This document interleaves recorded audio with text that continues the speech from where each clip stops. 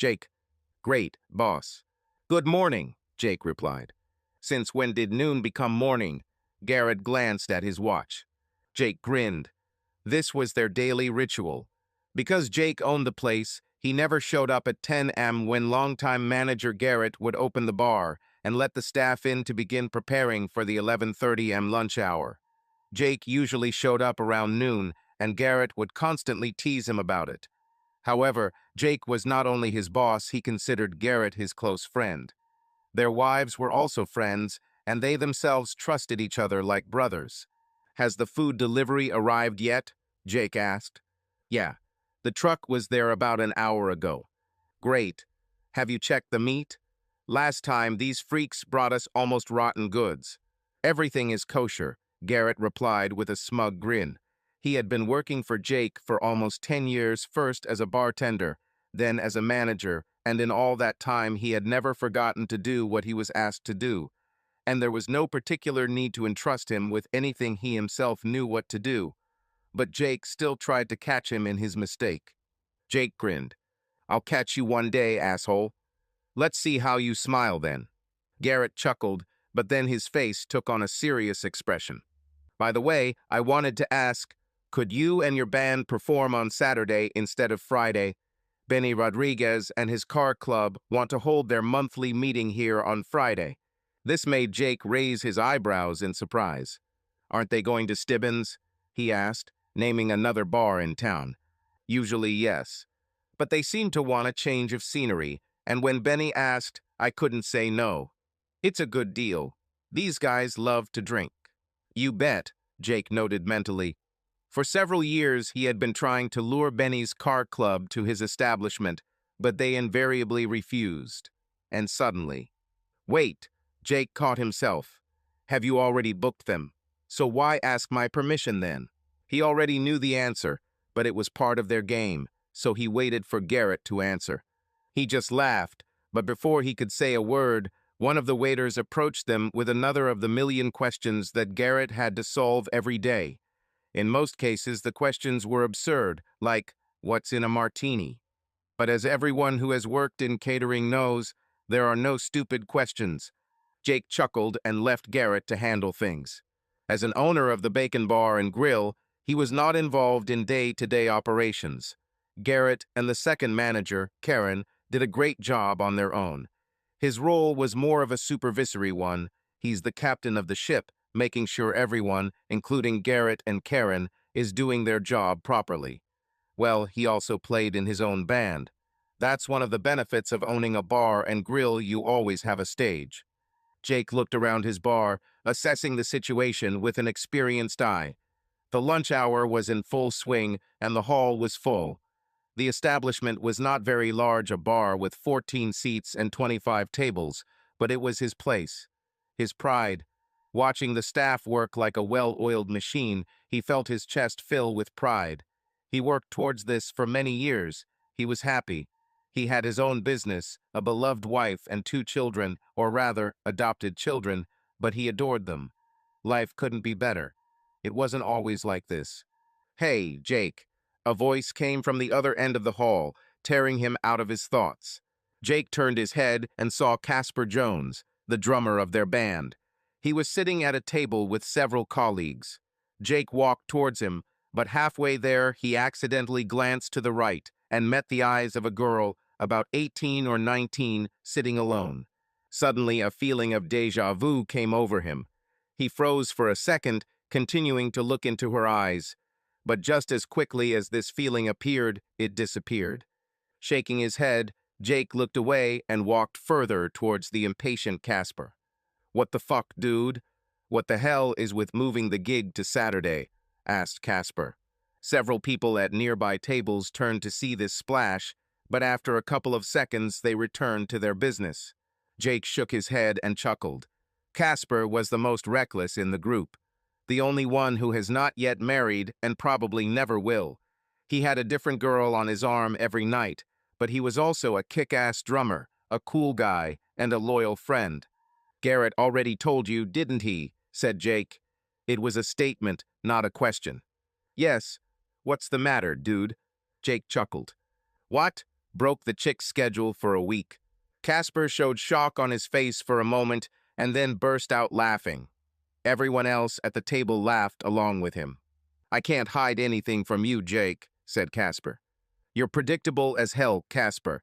We all know that the only reason you're in a band is because of the women." After these words, even louder laughter was heard at the table. "Well, who would blame me for this?" added Casper. "Girls love drummers. But by moving it to Saturday, you're ruining the whole game for me, man. I'm going to have to fuck off the chick I was supposed to be with that night." "Why?" asked Sean, one of Casper's work buddies. Why?" Casper looked at him as if he had said something ridiculous. Looking around the table and realizing that no one understood what was going on, he explained, "The girl I was supposed to be with on Friday said she would please me in the van before the concert. But now he can't." After these words, the whole company burst into laughter again. Only Casper remained unperturbed. "So why doesn't she come on Saturday?" Sean asked, trying to speak through his laughter. "Yes, Casper," Jake countered, anticipating that the answer would be lethal. "It's elementary. Just swap them." "Because Cindy, my Friday girl." "Miss Pleasure?" Sean clarified. "Yeah," Casper nodded, ignoring another burst of laughter. "So, Cindy said that she would give me pleasure only before the performance, because afterward I would be too sweaty." Of all the possible answers, this was the most unexpected. Even in the wildest guesses, no one would have thought of this. And what was most striking was that Casper said this absolutely seriously. There was a moment of silence, and then chaos began at the table. Sean collapsed on the floor, his friend Carl fell back in his chair, choking with laughter, and Jake laughed so hard that he stumbled back, crashed into a nearby table, and knocked over someone's drink. He was unable to pull himself together, but fortunately Garrett intervened in time and hushed up the situation while the janitor cleaned up the aftermath. When Jake was finally able to speak, he apologized to the stranger and offered to pay for his lunch, which thankfully calmed him down. Returning to his desk, he heard Sean ask, "Casper, what the hell? Is this somehow related to each other?" Jake chuckled. He himself wanted to ask the same question. "How is this not connected?" Casper asked with sincere bewilderment. "I think," Carl interjected, sounding like a father explaining the obvious to his son, "what Sean means is that you can just invite this Cindy to the concert on Saturday and meet the Saturday girl on Friday." Casper thought for a second, then smiled. "Oh, well, yes, it will work." Jake shook his head. "Okay, guys, I have to get back to work. And by the way, Sean, Carl, do me a favor." "Of course," Sean replied. Carl nodded. "Make sure our friend Casper knows that today is Wednesday and Saturday will come in 3 days, not 2. He turned around and left, and from behind he heard another burst of laughter. "Yes, I know what days of the week, asshole," came after him. Jake chuckled. Damn, how he loved Casper. He only had one question in his head, but damn, it was funny as hell. When the afternoon rush of visitors subsided, Jake finally sat down at an empty table to deal with the damn accounting. He was trying to figure out how to cut costs on a few particularly expensive menu items when he suddenly felt someone's eyes on him. He looked up and saw the same girl again. She sat at the same table and looked directly at him. When their gazes met, a strange wave of déjà vu washed over him again. Jake frowned. This girl had already been sitting here for almost 2 hours. Why? And why is she looking like that? Why does it seem so familiar? For the second time that day, he experienced this feeling, and, like the first time, it immediately disappeared. He decided to get to the bottom of it. He looked at her carefully. It was difficult to judge while she was sitting, but by eye she was about 5'7" minus 5'8". Straight, shoulder-length brown hair now looked a little disheveled. Brown eyes, olive skin, thin, but not to the extreme. She was wearing a white t-shirt and jeans that clearly needed a wash. Overall, she was quite attractive for a girl of 18 or 19, if that's the type you like. At 38, he certainly wasn't interested. After a few seconds of staring, he looked back down at the table, not seeing the ledgers lying in front of him. He feverishly rummaged through his memory, trying to understand how he knew this girl. He was sure that he had already seen her somewhere. Boss. Eh? Jake emerged from his thoughts. He looked up to see Garrett handing him printouts of the day's sales. Most food service owners usually waited until the end of the day to take stock, but Jake preferred to check the numbers several times throughout the day. This was a good way to track how the business was going and make timely adjustments. It looks like we exceeded expectations. Sales are up about 10% over projections, Garrett said proudly. As day manager, he was responsible for lunch hours, and good performance was to his advantage. The same went for Karen if the evening's sales were higher than expected. However, Jake learned long ago that if the numbers dropped, he was always to blame. It's funny how it works. Okay, Jake answered absently, looking at the girl again. So when will I get a promotion? Asked Garrett. Jake knew he would hear it. He heard it every time the numbers went up. He focused his attention on Garrett. He grinned smugly. Jake grinned in response. So you think that if sales are growing, you need to raise your salary? Well, yes. Okay, then if sales are down, can I cut your salary? No, that's not how it works. Oh, yes? And why? Double standards, boss. Didn't you know? Jake tried to keep a straight face, but failed, and they both burst into laughter. Both were well aware that Jake paid Garrett very generously, and such conversations were part of their usual jokes. When the laughter died down, Jake said, "But seriously, this is great news. I was just looking at the reports," he pointed to the papers in front of him, "and I see that our profitability has increased in many areas. Product costs also returned to normal, although there is always room to grow." Garrett sat down opposite, took the papers, and began to study them himself. "Yes, I see what you mean." He then pointed to another column of numbers. "It looks like we've finally sorted out the alcohol overflow problem." "Yes, and don't even think about taking credit for it. This is entirely thanks to Karen." Garrett chuckled. "I? Appropriating other people's achievements? Never." Jake grinned. "Okay, smart guy. Has the kitchen started preparing for dinner yet?" "No, they collectively satisfy themselves there." "Great. Then you can join them. Now get lost before I find you a real job." Garrett, grinning, stood up and went about his business, and Jake's attention returned to the mysterious girl. This time she didn't look in his direction, which allowed him to study her more closely without the risk of seeming intrusive. She definitely seemed familiar, but why couldn't he remember her? She suddenly looked up and caught him looking at her. Their eyes met, and Jake saw fear in her gaze. It was strange. He didn't know what to think. A few more seconds passed, and he made a decision. He was going to talk to her. Jake stood up and walked towards her table. Their gazes remained locked, and when she realized that he was coming towards her, the fear in her eyes was replaced by real horror. This even stunned Jake a little. He didn't want to scare her. Yes, he was a pretty big guy, 6'2" tall and 220 pounds, with several tattoos, but he had a good-natured face and a gentle manner.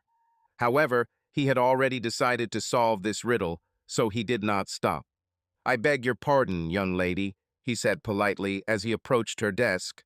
"Do you mind if I join?" She didn't answer right away. She seemed to want to say something, but couldn't find the words. After a few tense seconds, she nodded slightly. "Thank you," he said, sitting down opposite. "I'm Jake. What's your name?" She just stared at him. And again he saw in her gaze the desire to say something, but the words did not come from her tongue. After a few more awkward seconds, Jake realized that if he wanted any answers, he would have to handle the entire conversation himself. "Are you local?" he asked. She hesitated a little and then shook her head. "So, not from here. We'll have to dig deeper. Do I know your parents?" This question seemed to shock her. Her eyes widened and her lower lip trembled. Jake immediately realized that he had entered into a painful topic. "We need to change tactics." With a sincere smile, he said, "Look, I'm sorry if I upset you. I didn't want to. Have you already had lunch? I haven't yet. Would you like to join me?" Again, without saying a word, she nodded slightly. Jake gave her an encouraging smile and called the waitress over. "What is it, boss?" asked a red-haired waitress named Sophie. "My friend and I are hungry. Do me a favor and order me a buffalo chicken and bacon sandwich, no fries, and my friend will take." He turned to the girl, waiting for her answer. He did this for two reasons. The obvious one is to find out her order.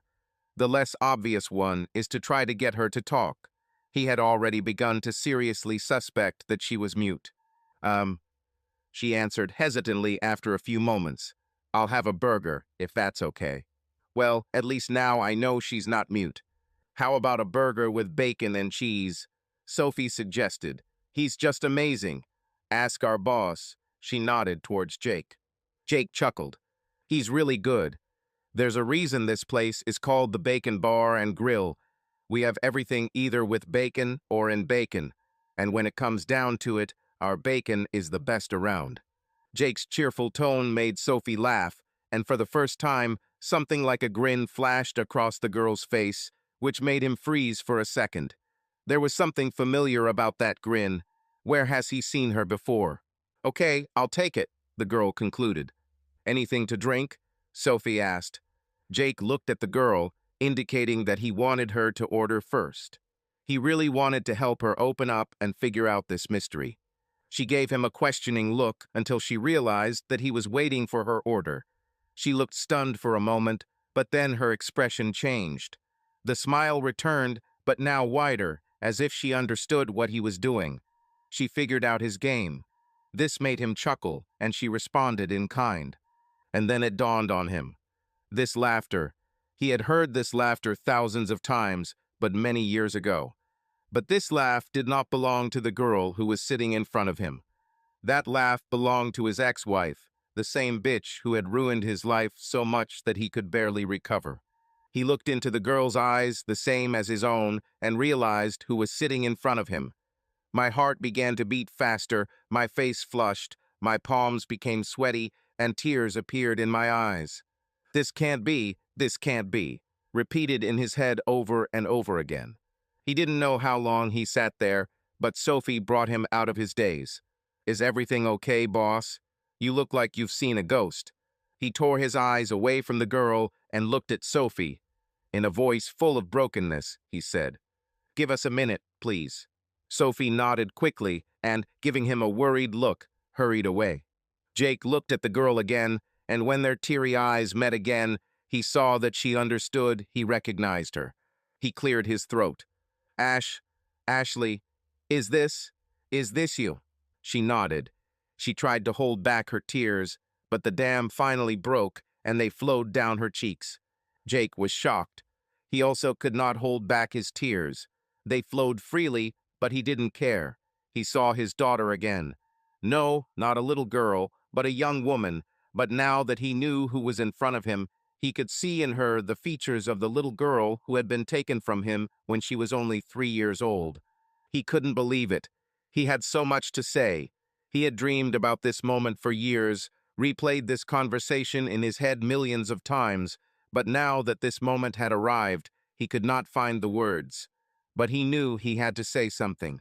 Tears were still streaming down his cheeks when he blurted out the first thing that came to mind. I can't believe it's you." She just looked at him, peering into his face. She also seemed to be at a loss for words.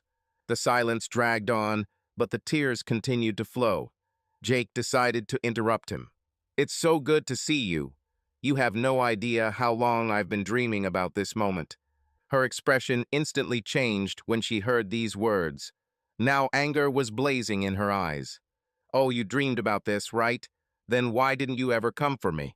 This question took him by surprise. Didn't she know the truth? He looked into her eyes, hoping to see at least a hint that she was lying. But nothing. He just shook his head and sighed heavily. This won't be an easy conversation, but he should have guessed. His ex-wife must have twisted the truth to her advantage, as she always did. He needed to figure out where to start, and to do that he had to find out what she knew. More precisely, she thinks that he knows. "Ashley, honey," he said softly, "it seems we have something to talk about. But I want to make one thing clear right away.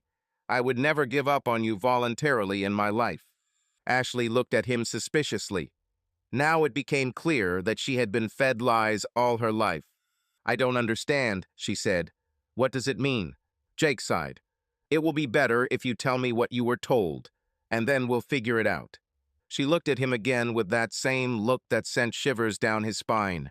Her mother had exactly the same look. God, she looks so much like her mother. I hope she has a different character. Now that he knew who she was, he couldn't believe he didn't recognize her sooner. Okay, she reluctantly agreed. Where to start? Tell me what you know about me. They told me that you harassed me, beat my mother, and then tried to kidnap me. So Mom turned to Kevin for help, and he advised her to file for divorce and demand full custody. It was clear from her tone that she didn't fully believe it. Rather, she was trying to connect the dots. Jake noticed this and was willing to help her connect the dots, but she had to be careful. He looked into her eyes and said softly, Honey, judging by your reaction, you yourself don't fully believe what you just said. He paused to gauge her reaction. He was right. She didn't expect her thoughts to be so obvious. Her eyes widened and her cheeks turned red. Jake hurried to smooth things over. Ashley, you're right to doubt. It's all a lie. He fell silent again for a moment, remembering her words. Well, almost everything.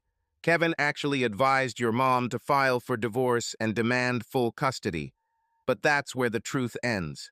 At this point, Sophie brought food and drinks. Sorry for the intrusion. Don't pay attention to me, she said quickly and left. Jake looked at the food and realized that he had lost his appetite. But looking at Ashley, he noticed that she was looking greedily at her burger. Let's eat for now, he said. Then we'll talk. I'm starving. Ashley nodded and began eating her food with a grateful smile. Jake headed towards the kitchen, where he found Sophie talking with Garrett and Joel, another waiter. When they noticed him approaching, their conversation was interrupted and all three of them stared at him. What happened, dude? Garrett was the first to speak, breaking the silence. Everything is fine. Jake shrugged. Yes, I think so. Look, he said, raising his hand, interrupting Sophie, who had already opened her mouth to speak. I don't have time for long explanations. This girl, he nodded back, pointing over his shoulder, is my daughter Ashley, whom I haven't seen in 13 years. Garrett, Sophie, and Joel's jaws dropped in amazement. Especially Garrett, he knew the whole story about Jake's ex-wife. Sophie was only partially aware. Garrett opened his mouth to say something, but Jake raised his hand again, stopping him from getting a word in. I don't have time to talk, but I have a question for Sophie. Has she ordered anything before? He nodded towards Ashley. A little. Just a portion of fries and water. What's the matter, Jake? Asked Garrett. But Jake didn't listen to him anymore. French fries were the cheapest item on the menu, and water was free. This detail confirmed his guess, and it broke his heart. Hey, Jake, eh? He woke up from his thoughts and looked at Garrett. What did you say? Garrett chuckled. Nothing. It was like you were on another planet. Jake sighed heavily. Yeah, suddenly I had something to think about. Listen, he changed the subject. Most likely I'll leave early today. Can you tell Karen when she arrives? Garrett nodded. No problem. Thank you. Jake turned to leave. If I don't see you before I leave, I'll see you tomorrow. Okay, boss. But then Jake remembered something, stopped, and turned around. Oh, Sophie. Yes, please bring vanilla ice cream with bacon for Ashley. He didn't wait for an answer. He simply turned around and headed back to his daughter. When he returned to the table, she was finishing her burger. Yes, she was definitely hungry. Sitting opposite, Jake watched her, still not quite believing that it was really his daughter, Ashley, sitting in front of him. He looked at her face carefully and realized that he had to help her. He didn't know her whole situation, but what he had already seen was enough to understand that he couldn't stay away. She looked up and caught him staring at her, causing her to blush slightly. He smiled. Now she looked much more pleased than before. Ashley glanced at his untouched sandwich. You said you were dying of hunger. He smiled softly. Oh, don't worry. Half the time I'm too busy to eat anyway. I'm used to it, he lied. Are you still hungry? You can finish it if you want. No, I'm full. You were right, the burger was really tasty. Jake smiled and her blush deepened, but not enough to give it up. A beaming Sophie chimed in, placing the ice cream in front of Ashley. Ashley's eyes widened as she looked at the mound of vanilla ice cream, topped with nuts, sprinkles, caramel syrup, and, of course, bacon. She looked at the still smiling Sophie, then back at the ice cream, and gave her a smile that made Jake's heart sing. It was the first truly sincere smile he had seen from her since she was little. But the smile immediately disappeared. Um, it looks very tasty, but I'm full, she said hastily. But Jake immediately realized that this was not so.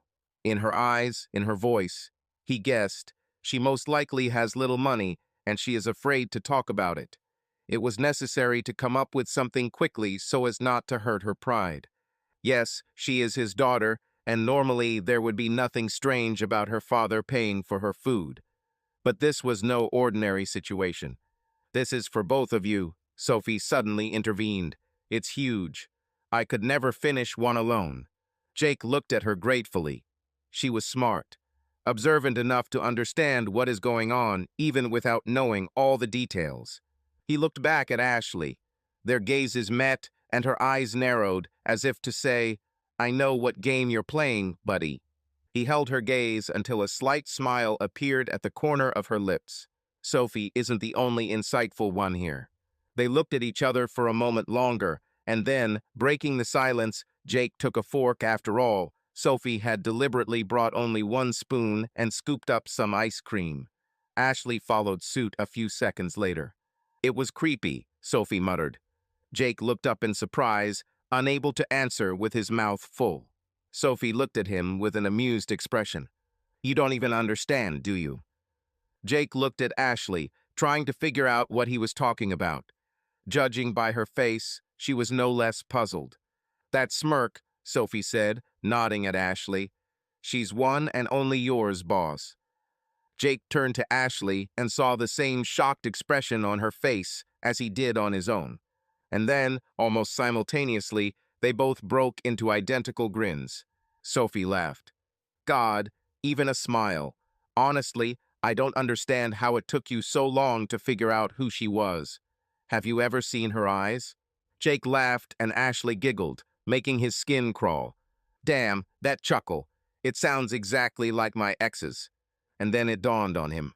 Previously, even before he knew the truth, it already seemed to him that he had seen that grin somewhere. He just didn't think she was his own. Now everything has become obvious. Not only does she have his eyes, but she also has some of his signature facial expressions. Boss. Thank you, Sophie, Jake said, coming to his senses. We'll figure it out. Sophie nodded, then turned to Ashley. Well, it's finally nice to meet you, Ashley. We heard a lot about you from your father. Ashley jerked her head up and stared in amazement between Sophie and Jake. Finally realizing something, she nodded slightly. Nice to meet you, Sophie. Sophie said over her shoulder as she left. I hope to see you again. Ashley watched her go, then turned to Jake. His heart sank when he saw the sparkle of tears in her eyes. He reached out and covered her hand with his. At first she tensed, tried to pull her hand away, but then changed her mind and allowed the contact to remain. Ashley, honey, are you okay? She looked down and asked quietly. Were you talking about me? Jake sighed heavily. The elephant in the room is back. The last few minutes had been easy, but they both knew they were just delaying the inevitable. Ashley, he said softly, I never stopped talking or thinking about you. She raised her eyes, full of tears. He could see that she wanted to believe him, but years of lies had made her believe that her father was a bad man, a woman-beating scumbag. Obviously, there was a battle going on in her head right now. However, her behavior also indicated that something had recently happened that made her doubt everything she had heard before. The puzzle no longer fit together, and she felt lost and confused. Jake was curious to know what brought her to this realization, but he didn't want to push. She held his gaze for a few more moments, and then she seemed to burst. But But why did my mother lie to me for so many years? Her body shook with sobs. Jake didn't hesitate. He stood up, took 2 short steps, and hugged his daughter with his strong arms. He was surprised that she allowed it, but now that she was there, he wasn't going to let her go. He simply held her, letting her cry into his chest, not paying attention to the rare visitors who remained after lunch. Why? Ashley repeated again and again through her tears. Why did she lie to me? Stroking her back and quietly whispering. Say, H. It's okay, honey, let it out. Over and over again, Jake himself soon found himself overwhelmed with emotions. Feeling my little girl in my arms after so many years was inexpressibly pleasant. The eyes filled with tears. It broke his heart to know that his daughter had been deceived and used by his ex, that bitch. It was so unfair to take an innocent child and turn him against his own father through lies and manipulation. Now the result of all this is a broken, confused girl crying in his chest. He would give anything to save her from this pain, but it was impossible. All he could do now was just hold her and comfort her. The sound of a vibration in their pocket brought them out of their moment. The phone rang, and by the specific melody, Jake realized that it was his wife. He didn't want this moment to end, so he decided to ignore the call. You won't answer, Ashley's muffled voice rang out. No, a simple phrase, but with a deep meaning. Right now, you are the most important thing to me. Everything else can wait. After a few tear-filled minutes, Ashley pulled back slightly, indicating that she wanted to free herself. Jake didn't want this, but it wasn't his desire that was important right now. However, before releasing his embrace, he kissed the top of her head. She froze. Then she looked up hesitantly, her eyes filling with tears again. Jake gave her the same look. She hesitated for a few seconds, but seemed to have made a decision.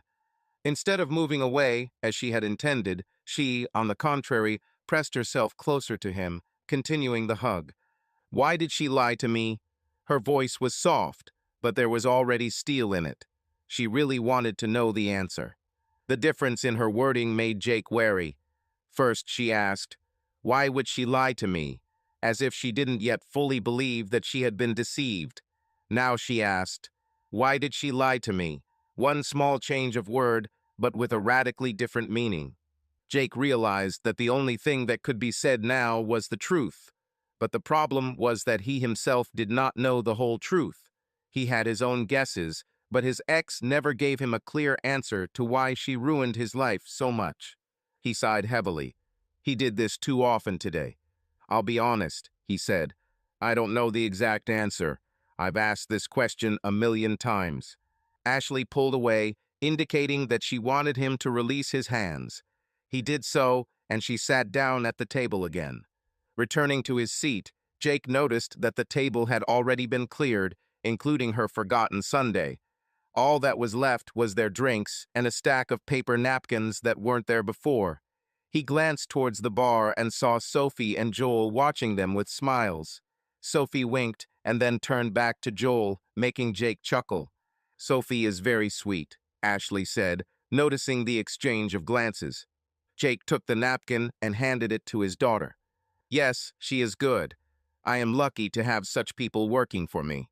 Thank you, Ashley said, wiping her eyes and blowing her nose. Can you tell me what happened? I need to know.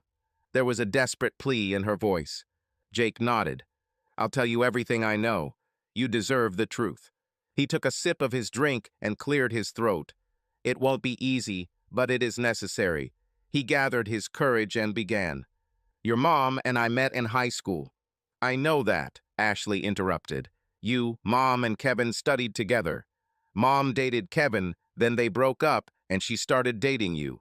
You got married after school because she got pregnant with me. She spoke as if she were reading a summary of her life that she had heard many times. But nothing further adds up. Jake nodded. Did she tell you that I was a musician? Yes. She said you were a loser who dreamed of being a rock star and couldn't give up in time. Jake chuckled. Well, if you take away the loser, then she was not far from the truth. Ashley raised her eyebrows in surprise. He cleared his throat. When we started dating, your mother liked that I was a musician. I've been playing in bands since I was 14. By graduation, we were already earning good money from performing. She came to every concert. This is for her. I liked it very much. After school, she herself proposed getting married, and we did it. Did you love her? Ashley asked. With all my heart. I idolized her. I wanted to propose myself, but I thought it was not cool. Adults get married and adults are bored. But when she suggested it herself, the very next day I bought a ring. He became serious. And the strangest thing is that then, as it seemed to me, she loved me. Ashley frowned. After the wedding, everything was wonderful. I worked as a bartender on the beach, made good money, played on the weekends, and your mom worked at a spa on the phone. What happened then? Her voice became harsh. I don't know, he answered honestly. Everything was great. Your mom got pregnant. We were saving money for a house. Jake fell silent for a moment, his gaze becoming distant. Sighing, he continued. When you were born, it became even better. She was so happy. We both were. Or at least that's what I thought. Ashley looked at him skeptically. He realized that she was having difficulty reconciling his version of events with the one she had been told. And then, right before your 3rd birthday, everything fell apart, he said grimly. One day I came home and found your mother and Kevin in the village. That is, in bed. He blushed, realizing that he had spoken too rudely. Ashley ignored the clause. A grim grimace of its own appeared on her face. She didn't like where this conversation was going at all. Imagine how stunned I was to see the woman I loved in my bed with that bastard, he continued. I never really liked Kevin. We knew each other, but there was always something repulsive about him. I knew they were dating in sophomore year, but she never made it clear that they were still in touch. Jake was silent for a moment, searching for words. Sighing, he continued. Looking back, it was what I did next that unfortunately set off the chain of events that led to this whole disaster. He looked closely at Ashley, trying to gauge her reaction. Her face remained emotionless. He couldn't understand what she was thinking, so he continued. I lost it. I grabbed him and beat the crap out of him, broke his nose and several ribs. The worst part was that your mother tried to protect him. His face contorted in pain. Even after all these years, this moment caused him suffering. He woke up from his memories when he felt Ashley squeeze his hand. Looking up, he saw anger in her eyes, but he knew it wasn't directed at him. He realized that she was angry at how they were both treated by the woman who claimed to love them. Her hand was still in his, and he squeezed it with both of his hands, brought it to his lips, and kissed it in gratitude. She answered him with a weak smile. Any doubts that she had anything of her mother's character were dispelled at that moment. Yes, she might look like her, but she was his daughter. She had a kind heart, which in itself was surprising considering how she was raised. Jake sighed heavily again and continued. I was so angry and hurt that I just left. I took a few of your things and went to my mother. Where was I when Mom and Kevin were in bed? She asked unexpectedly suspiciously. In my room. Ashley frowned. What happened next? I remember almost nothing. Everything was in a fog. But the next day, the police came and arrested me for assault and battery, as well as on suspicion of kidnapping. Jake shuddered, remembering that day. Finding his wife in bed with another man was terrible in itself, but the fact that the man was Kevin made it even worse. He didn't even suspect anything like that. Until that day, he was sure that everything was fine with them. This bitch, Ashley hissed, pulling him out of his memories. Jake looked at his daughter in surprise. She was still lost in her thoughts. Ashley, he called softly, trying to bring her back to the conversation. She finally snapped out of her stupor. She lied to me. She's a damn liar. This time it was Jake himself who reached out and squeezed her hand in comfort. It broke his heart to see the state she was in. I'm so sorry, honey, was all he could say. She was angry. He guessed what exactly caused this anger. He knew his ex-wife's version from the court documents, and now, judging by Ashley's reaction, that was the version she had been told. But what amazed him most was how quickly she began to believe him. Just recently she had shown skepticism, but now he saw the puzzle coming together in her head. She filled in the gaps in her memories, or more accurately, replaced the lies with truth. Slowly but surely, the pieces of the puzzle began to connect. However, he still wondered what made her doubt what she knew before. He would definitely ask her about it, but he had to finish his story first. "Are you okay?" he asked softly. "Do you want to take a break?" "No, I have to know." She took a deep breath before continuing. "She lied to me. She said you beat her and threatened to take me away if she told anyone." Ashley paused, watching his reaction. Jake remained unfazed. Just as he thought, it was his ex-wife's version. "She said Kevin found out the truth and tried to help her. And when you found out what she told him, you beat him and kidnapped me, just as you threatened." He winced. "Yes, that's exactly what your mother's version sounds like." "Did you know that?" "Yes, I read it in the court documents. You can imagine what a shock this was for me." "Court documents?" Jake sighed heavily once again. "Yes, court documents. After my arrest, your mother, encouraged by Kevin, filed a bunch of false accusations.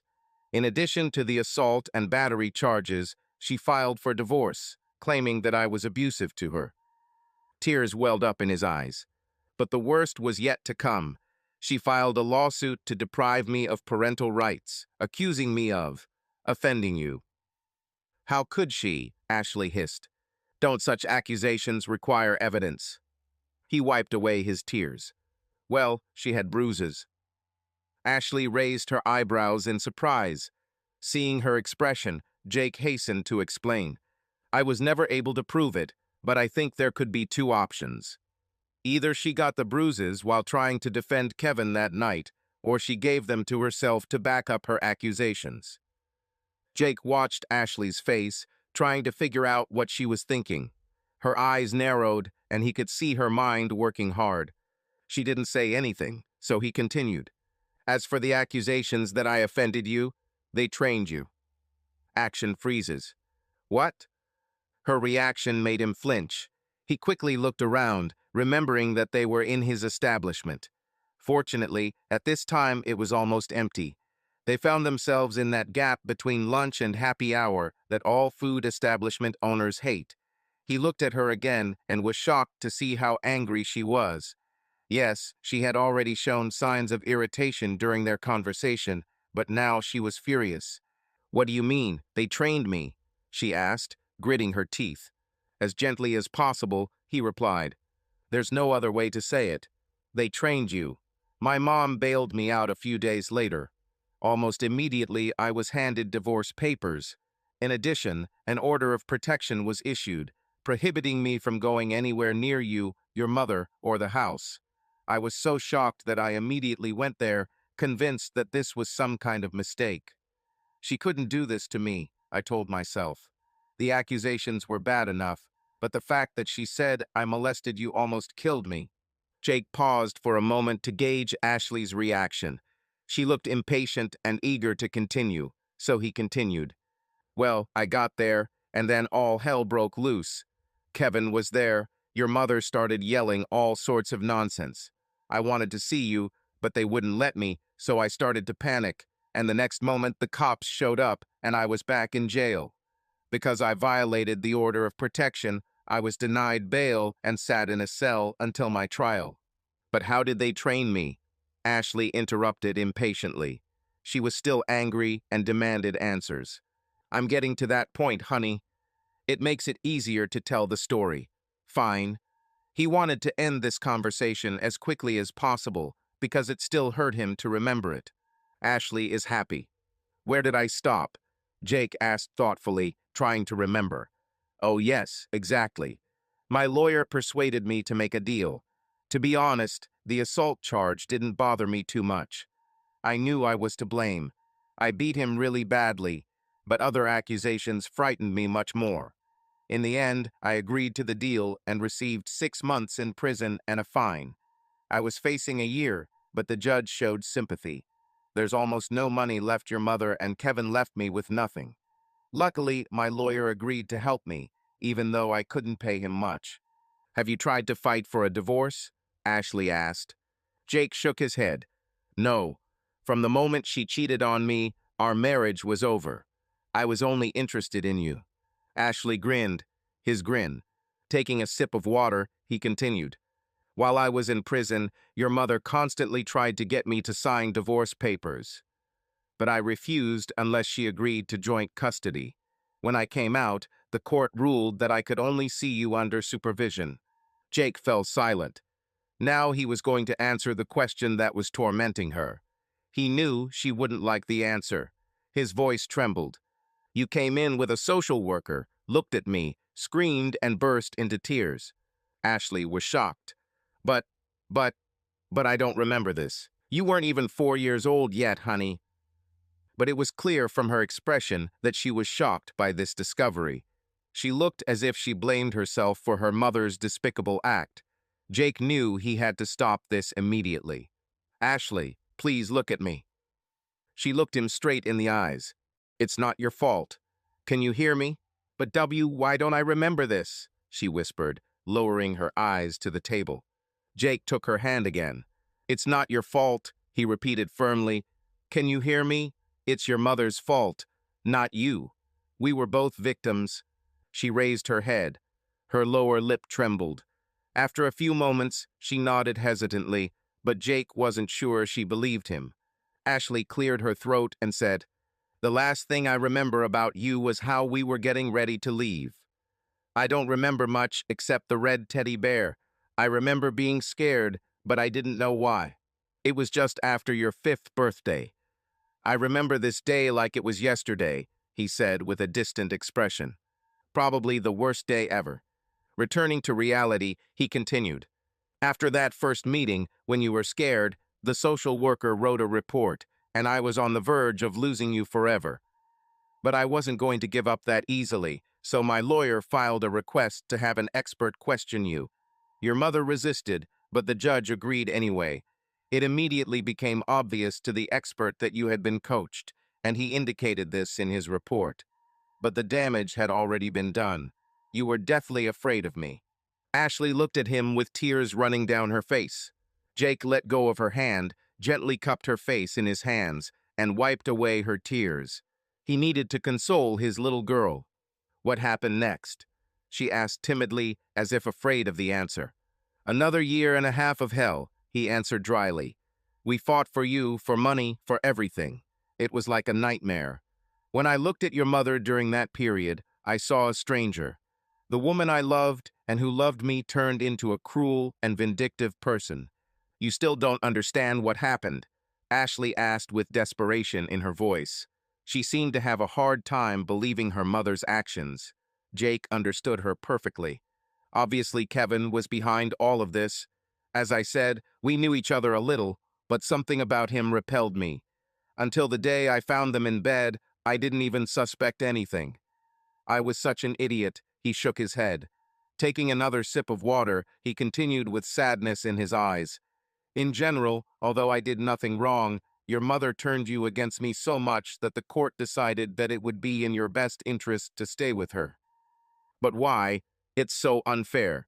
Yes, it's unfair. But in such cases, the court almost always sides with the mother.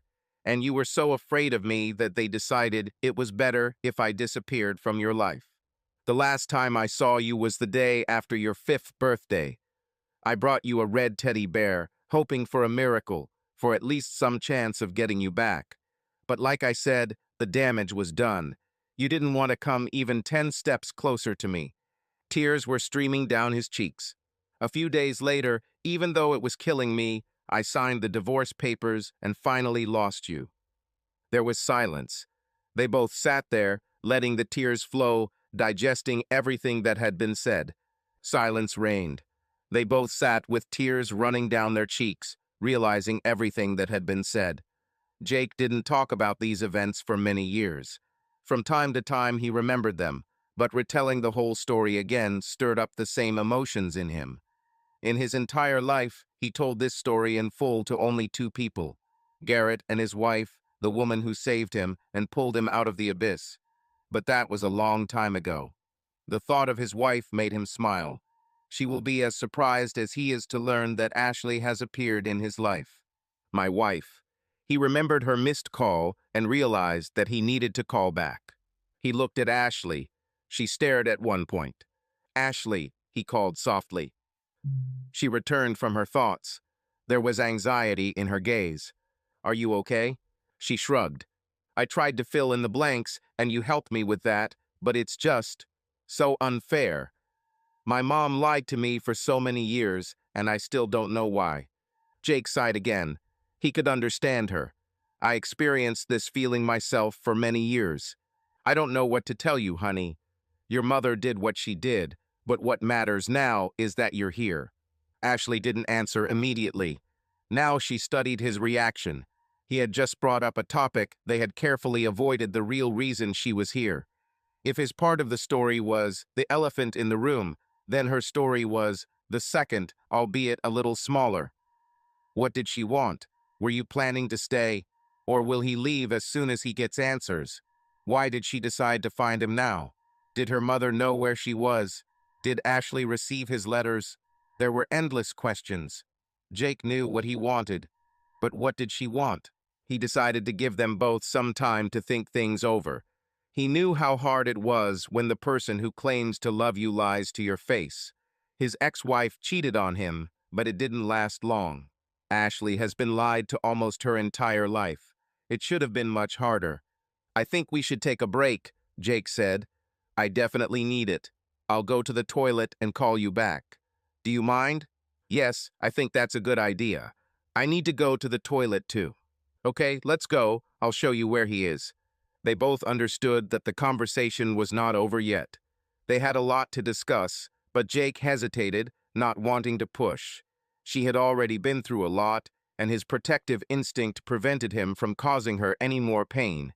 But he was curious. He wanted to help, but didn't yet know how to do this. He needed to hear her story. Jake and Ashley stood up and headed deeper into the building. It was just a well-deserved break before they continued putting the pieces of the puzzle together. Entering the office, Jake pulled out his phone, sat down at the table, and dialed his wife's number. Hi, honey, Claire's voice came through the earpiece. Hello, dear. He tried to speak as usual, apparently not very successfully, because his wife immediately noticed something was wrong. What's happened? Jake chuckled and shook his head. She read him like an open book. This is why he loved her so much. I had an unexpected guest today. About, and who? He hesitated for a second. He knew that he would greatly surprise her now. Then he said, It works. There was silence. It lasted so long that he began to think that the call had failed. Ashley, Claire finally spoke, breaking the silence. Do you mean the same one? Does it work? There was surprise and something else in her voice, disbelief. To him. My God, what? How? She just took it and came. And it's that simple? Her excitement made Jake smile. He knew that was exactly how she would react. I'll tell you everything later, honey, he said. I just wanted to call back. When you called, we were in the middle of a conversation. But about what you said. You could feel her enthusiasm even through the phone. What did she say? And you? Did you tell her about the letters? Or about a tattoo? Or about Dove? Honey, slow down. God, how he loved her. I promise I'll tell you everything later, okay? It's not fair, Jake, she complained playfully. I need to know. I just can't believe it. Well, at least something tell. I can't stand it until evening, please. He laughed. She chattered and deliberately used that sweet, pleading voice that he could never resist. Damn, how he loved her. Okay, he conceded, realizing that otherwise she would not leave behind. In short, she came. I spent almost 2 hours getting to know her, and we talked. But about what? He smiled at her impatience. I told her my side of the story. We haven't gotten to her version yet. Jake fell silent, searching for the right words for the next sentence. But, he continued more seriously, it's obvious that it hasn't been easy for her lately. Her clothes and hair are in disarray. And although she hasn't said it yet, I'm pretty sure she has money problems. I thought maybe it was worth it. Claire gasped. But she should go home with you, she said, as if it was the most obvious thing in the world. We have to help her. Jake chuckled. She read his thoughts. I know, dear. I was just about to say the same thing. But the question is, does she want it? Claire gasped again. You mean you haven't invited her yet? What were you thinking? Well, we haven't gotten to that yet. Then go there, Jake Martin, and invite her. She is your daughter, and it is your duty to help her. And don't take no for an answer. Jake didn't answer right away. She was right. They avoided discussing what Ashley herself wanted, but he had no excuses left. It's time to either act or give up. Jake, Claire called to him, interrupting his thoughts. I'm here. Just thought about it for a second, and you're right. I avoided the topic because I didn't want to upset her further. He paused for a moment, remembering their conversation. My eyes stung with tears. His voice wavered as he continued. It broke my heart to see what she had to go through. Oh, Jake, Claire's voice was full of sympathy. Sorry if I was too harsh. I didn't want to. You are a good man and a good father. Just do the right thing and everything will work out. Jake wiped his eyes and cleared his throat. I'm not angry with you. You're right. She is my daughter, and I will help her. I love you, honey. There was tenderness in her voice. Just make her come with you. We have enough space, and I want to get to know her. I will do everything in my power. Fine. What time will you be home? He asked, changing the subject. A little after 5. And the children? Around 5:30. Okay. Can you buy something to eat on the way home? Maybe Chinese food or pizza. I'll take the Chinese one. The pizzeria is not on the way. Okay, sounds great. See you later. Love you. Oh, and tell Ashley I look forward to meeting her. I'll pass it on. Love you too, Jake said, and pressed the end call button. Leaving the office, Jake made his final decision. He will do as Claire suggested. Ashley needed him, but they missed one important point. He needed his daughter too. Yes, he loved his adopted children and would never replace them, but Ashley is his own blood. He lost her many years ago, and now he has a chance to fill the void in his heart. No matter how wonderful his life was, there was always something missing. He needed his little girl, and he was willing to do anything to help her. When he approached the table, a pleasant picture appeared before him. Ashley and Sophie were laughing uncontrollably at something that Garrett was excitedly telling. And then your father turns around with this confused expression on his face, not understanding why everyone is laughing at all. Garrett fell silent, noticing Jake's appearance for the first time. Jake immediately knew what the story was about. He chuckled and shook his head. It was one of the most awkward, but at the same time funny moments in his life. Garrett chuckled and continued. Nobody says anything for almost an hour until some drunk guy comes up to your dad, slaps his ass and says, "Dude, your ass is out." Ashley and Sophie doubled over laughing. Jake shook his head with a smile. Just give Garrett the freedom to tell dirty stories about his long-lost daughter. And exactly this story. If he didn't know Garrett so well, he probably would have been angry. But Jake knew that Garrett and Sophie were doing this for a purpose. They wanted Ashley to feel comfortable. They knew Jake too well not to guess what he was planning to do. He's damn lucky to have such friends. And then, Garrett continued, almost sobbing with laughter, your father reaches back with his hand, feels for the hole. Okay, that's enough, interrupted Jake, embarrassed. Ashley doesn't need to hear this, you too. Garrett and Sophie pretended to repent, but it only lasted a couple of seconds before they burst out laughing again. Jake tried to remain serious, but broke down and laughed along with them. Ashley laughed too. Isn't it time for you two to work? Jake asked when his laughter died down a bit. Garrett wiped the tears from his face.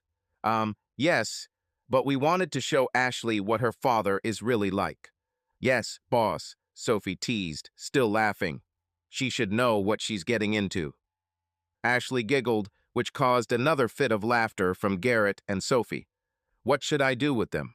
But we have photos from that night, right? Asked Garrett. Ashley and Sophie's eyes widened in surprise. That's enough, Jake said more sternly this time. He tried to remain serious, but Garrett's smug smirk made him grin again. He could never handle Garrett when he started. Okay, I'm serious, you too. To work. We're leaving soon. Happy hour is about to start. So march. Garrett rose to his feet. Okay, we're leaving, he said, then looked at Ashley. I didn't just say that. It was nice to finally meet you. Yes, Sophie agreed, walking up to Ashley and hugging her. We like to make fun of your father, but he's one of the good ones. Don't forget this. Ashley returned the hug.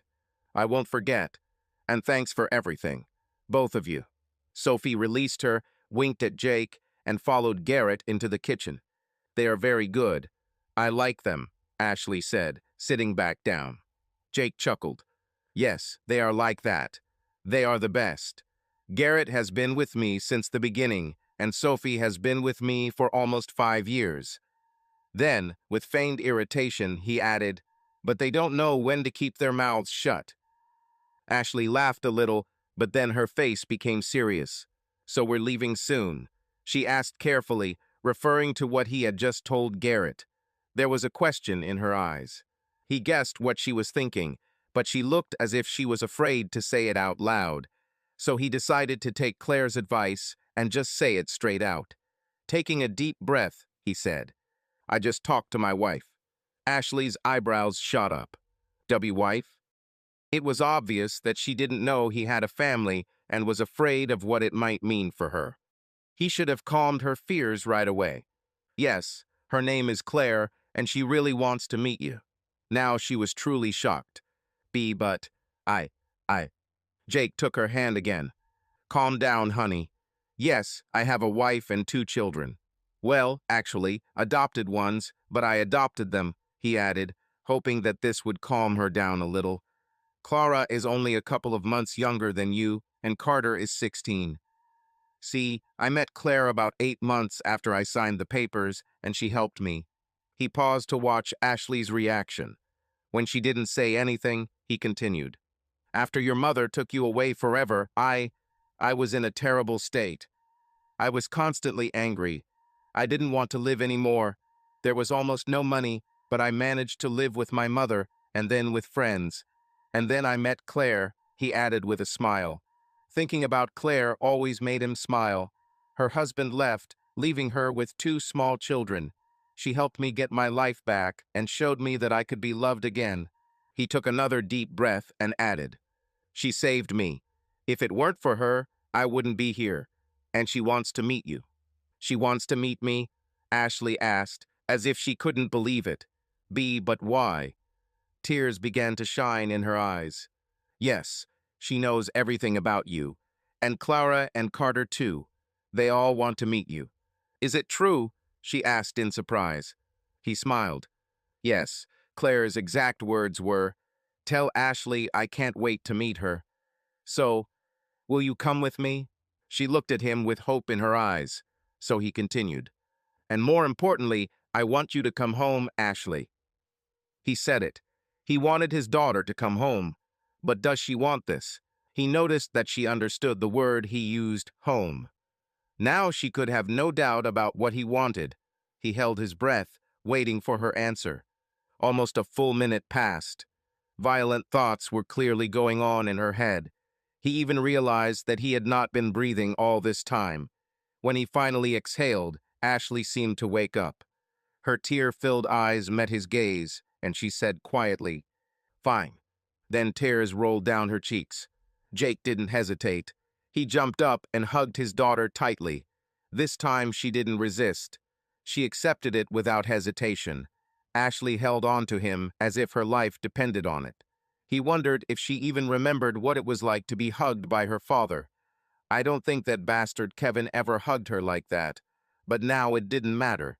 His little girl was coming home to where she belonged. Lost in the moment, he said the first thing that came to his mind. I love you. Ashley tensed in his arms. He froze. What should he do now? Did he just ruin the moment with his words? I wanted to slap myself in the face. but the worry disappeared as she sighed and relaxed in his arms. He waited to see if she would say it back, but she didn't. It was understandable, but how he wanted to hear it.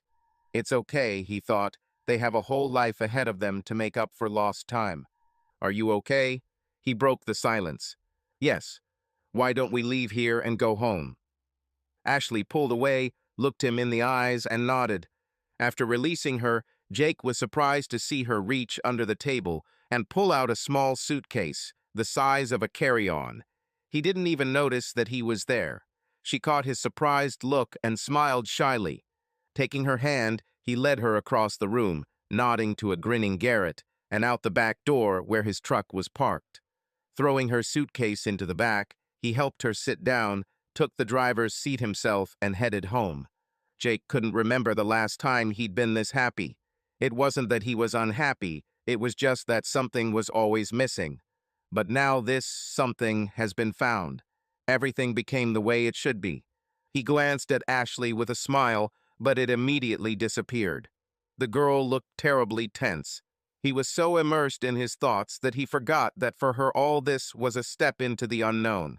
He knew that his family would welcome her with open arms, but she didn't know that. He wanted to kick himself.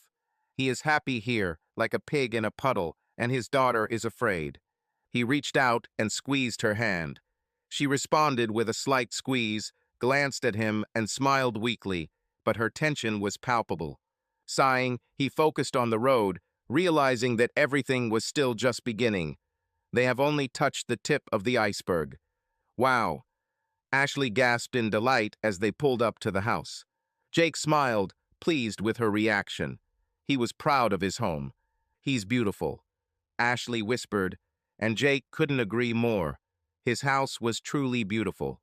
Pressing a button above his head, he opened the garage door to reveal a large, snow-white Spanish estate with 5 bedrooms and 3.5 bathrooms, topped with dark orange ceramic tiles. Once inside and turning off the engine, Jake gave the still-dazed Ashley a gentle nudge. "Come on, I'll show you everything." She nodded. If Ashley was surprised by the exterior of the house, she was simply delighted with the interior. They entered a spacious living room with terracotta tiles and a large, cozy rug.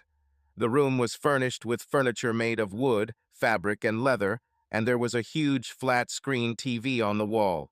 Jake couldn't hide his smile. "Come on, I'll show you the rest of the rooms." Taking her bag and placing it next to the sofa, he began the tour. He showed her the kitchen, which has granite countertops and stainless steel appliances. Then there is the dining room with an elegant dark buffet, table and chairs. A formal living room that they barely used. And finally, Jake's favorite place is the backyard. Once outside, Ashley marveled at the beautiful pool, spacious deck, large BBQ area, and neat yet stylish landscaping. "Wow," she whispered again. Jake smiled proudly. Thanks to his bar and Claire's job as an office manager for a construction company, they could afford such a house. Jake took particular pride in keeping it in perfect condition. Since his shift did not start until noon, and he was used to getting up early, he devoted the morning hours to caring for the house. But the backyard was his real pride. "Let's go back, I'll show you your room." Ashley froze in place. "In my room?" she asked uncertainty, as if she couldn't believe what was happening. "Certainly. You can take the guest room. It's like she's specially made for you." Eyes wide with surprise, Ashley simply nodded and followed the still smiling Jake into the house. Taking her bag, he walked into the front hall and began to climb the stairs. But having reached the top, he noticed that Ashley was not following him. She paused on the stairs, looking at the family photographs that Claire had hung in chronological order from the bottom step to the top. Setting her bag down, Jake turned around and joined her. She studied one photograph carefully, about a quarter of the way up. It showed a pretty petite woman with dirty brown hair in a blue one-piece swimsuit, a little girl of about 9 or 10 in a pink swimsuit, a boy of 7 or 8 with brown hair in green swimming trunks, and Jake himself young, with tattoos, in black swimming trunks, with a bare torso. "This photo was taken a couple of years after we got married," Jake said quietly. Ashley turned to him, sadness evident in her eyes. Jake put his arm around her shoulders, trying to support her. He didn't know what exactly she was feeling right now, but he could guess. She looked at the photo again and suddenly noticed something. Leaning closer, she peered at the tattoo on his chest, above his heart. Although the photograph was not very large, the outline of the tattoo was quite clear. It was the word, but not just a word. That was the name. Her name. Ashley gasped and slowly turned to him. Uh, this. Yes, Jake interrupted, not letting her finish. It's a tattoo with your name on it. I did this before I got married again. Claire even insisted on it. When he finished, he took her hand and placed it on his chest, where the name was hidden under the t-shirt. Ashley was speechless again. This happened to her often today. Come on, I want to show you something else. Without waiting for an answer, he took her hand and led her to the last photograph at the very top of the stairs. It showed a young, smiling Jake holding a laughing girl with olive skin, straight brown hair, and a blue and purple dress. Jake watched Ashley, trying to understand her reaction. He didn't see her face, but he noticed a tear roll down her cheek. He gently put his arm around her shoulders, and Ashley timidly leaned against him. God, how nice it is. This photo was taken on your second birthday, he said softly. This is one of the few pictures of you that I have. I hung it here so that every morning when I go downstairs I can see you. Ashley was silent. The silence stretched on, and Jake began to worry whether she was even breathing. But finally she turned to him. There was an expression on her face that he couldn't place. Wiping her eyes, she said quietly, "Sorry." Jake looked at her in surprise. Sorry? For what? You have nothing to apologize for. Yes, she whispered. I thought the worst about you for so long, but now I see how wrong I was. When I watched you in the bar, before you knew me, you didn't fit the image I had in my head. You were so kind. People loved you. You weren't the monster I thought you were. But even after everything that happened today, I still had doubts. So, I'm sorry. Her voice trembled, and she burst into tears. Oh, honey, Jake muttered, holding her tightly to him. It's not your fault. Please don't say that. It's all your mother. It's only her fault, he repeated, affectionately stroking her back. When she calmed down a little, Jake pulled away and took her bag. Let's go get you settled in your room, and then I'll show you something else, okay? Ashley nodded and followed him down the hallway. Jake stopped in front of the second door on the right and opened it. The room was cozy cream walls, an elegant queen-size bed with matching furniture, and a large easy chair in the corner. And here's the bathroom, he said, pointing to the door on the right. Ashley looked inside and saw a spacious bathroom filled with women's cosmetics and personal care products. She looked at Jake, puzzled. He smiled. It's an en-suite bathroom. You will share it with Kara. Her room is behind that door. He pointed to the door opposite. And Carter uses the bathroom in the hallway. Ashley is happy. Stepping back into the room, Jake pointed to the double doors on the opposite wall. And there's a closet over there. It's quite big. Enough space for all your clothes. I know how important a dressing room is for you girls. But Ashley's confused look made Jake freeze. He glanced at the small suitcase standing by the door, and then it dawned on him. There was a reason her suitcase was so small, and his mention of clothes, as well as her confused reaction, made this reason obvious. Up to this point, Jake had been slowly piecing together little details that painted a picture of her situation, but they had avoided discussing it in detail. Remembering Claire's advice, he decided to do something. It's now or never. Come here, Ashley, Jake said, sitting down on the bed. She slowly walked over and sat down, but refused to look at him. He reached out, grabbed her chin, and forced her to meet his gaze. You know you don't have to be embarrassed around me. You can tell me anything. Do you understand this? She didn't answer. Not wanting to back down, he continued. I'm sorry if I embarrassed you, but you have nothing to be ashamed of. I'm there, no matter what happens. Ashley looked away. She looked at her small suitcase, then looked back at it. Her eyes filled with tears and her lower lip trembled. Jake saw that she wanted to say something, but the words wouldn't come. She needed a little push to talk. She needed to talk it out. With maximum sympathy, he said, "It's okay, honey. Talk to me."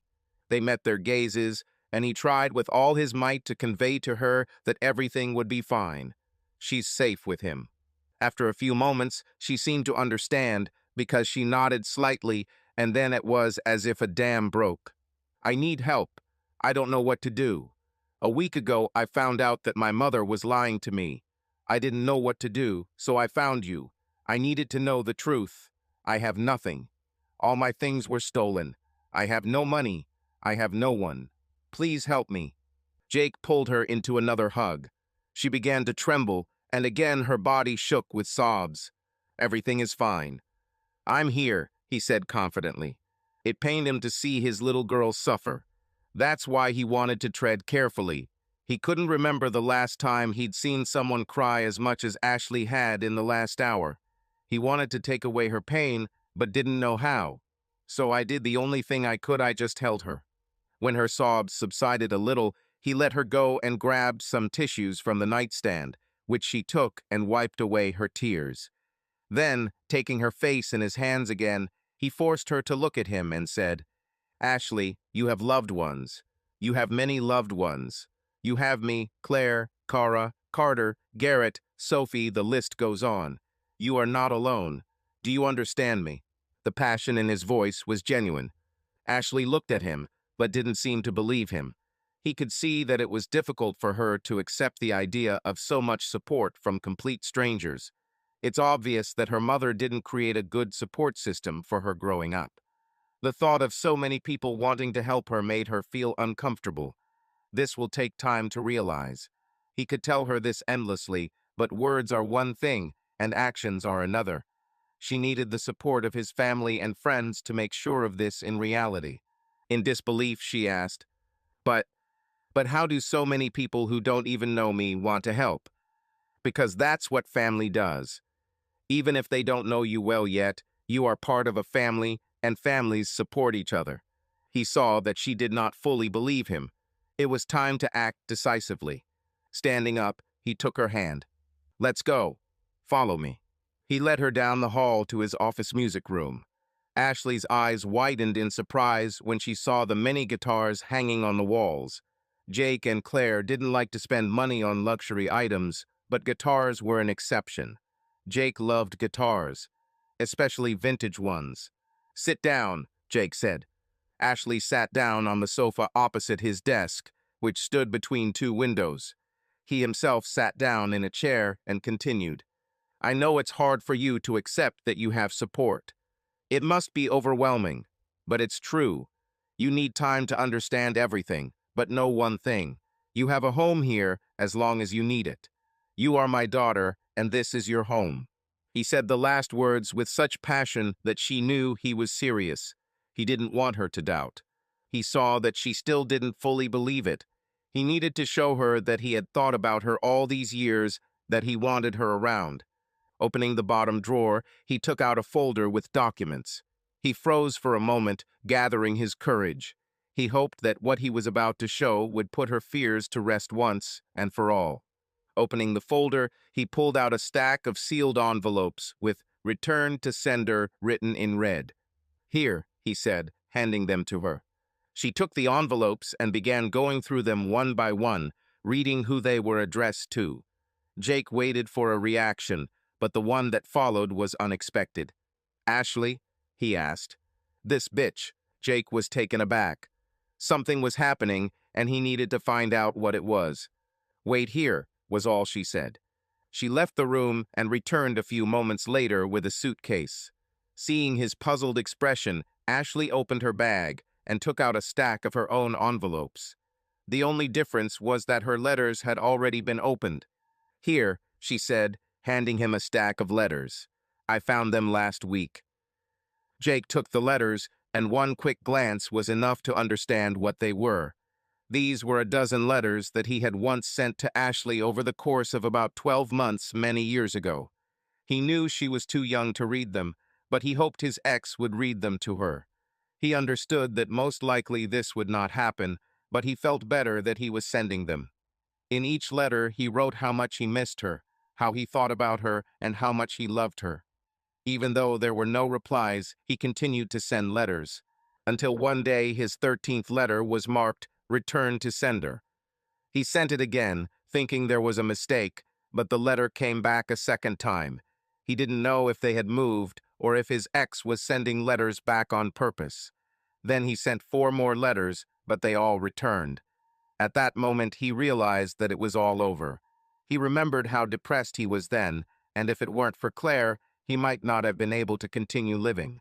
"She hid them from me," Ashley said, snapping Jake out of his thoughts. He raised his head and saw her looking at him, and she was angry. "How did you find them?" he asked. Ashley looked down for a second, took a deep breath, and when she looked at him again, a steely determination appeared in her eyes. This made Jake's heart swell. He saw strength in his daughter. She had been through a lot, but there was a toughness about her that reminded him of himself. "About a week ago," she began, "we were evicted from our apartment." This stunned Jake, but he remained silent, allowing her to continue. "When I returned from school, all our things were already on the street. Many of them were stolen. Almost all my clothes were gone. Almost all the furniture, too." She fell silent, and some ghost of the past was reflected in her gaze. Jake didn't know what to say. He wanted to hear her story, and although it was hard for Ashley, he knew it would be better for her if she spoke out. He realized long ago that keeping everything inside only made the pain worse. Making a grimace, she continued, "You see, Mom lost her job. She had a nasty boss whom she hated. She didn't tell me the details, but she was fired. I had a part-time job, but it wasn't enough to help. She didn't tell me how bad it was. I came home on the last day of school to find all our stuff on the sidewalk and an eviction notice on the door. I started collecting." "Wait," Jake interrupted her. "Something didn't work out. What about Kevin? Didn't he have a job?" Ashley looked puzzled for a moment, and then understanding dawned in her eyes. It was obvious that he was confused. Kevin left years ago." This shocked Jake. "What?" Ashley nodded. "Yes, he left when I was 9. Jake's eyes widened. He was stunned and didn't know what to think.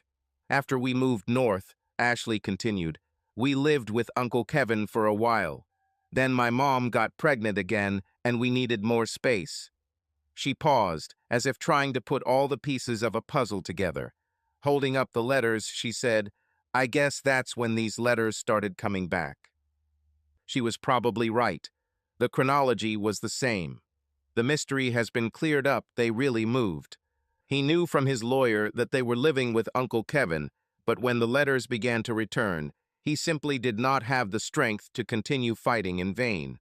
But Kevin left immediately after the birth of his second child. Jake had always assumed that they might have more children, but Kevin didn't stay long. Jake grimaced. "Well, of course." Ashley also grimaced. "Yeah, she clearly understood what he was thinking. After what I found out today, it's no wonder he didn't stay.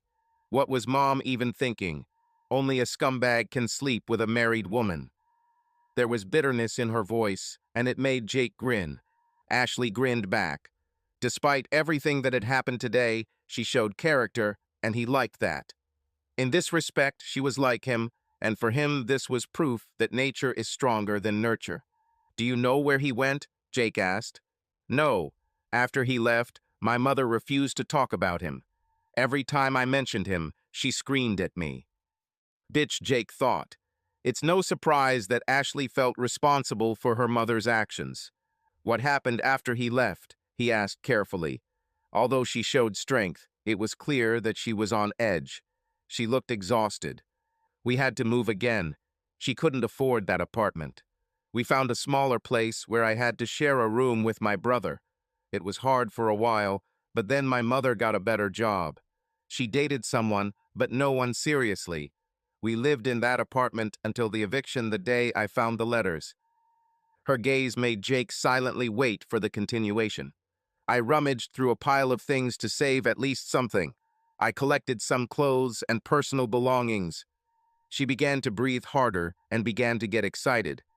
Then I started digging through boxes that I had never seen before, and that's where I found the letters.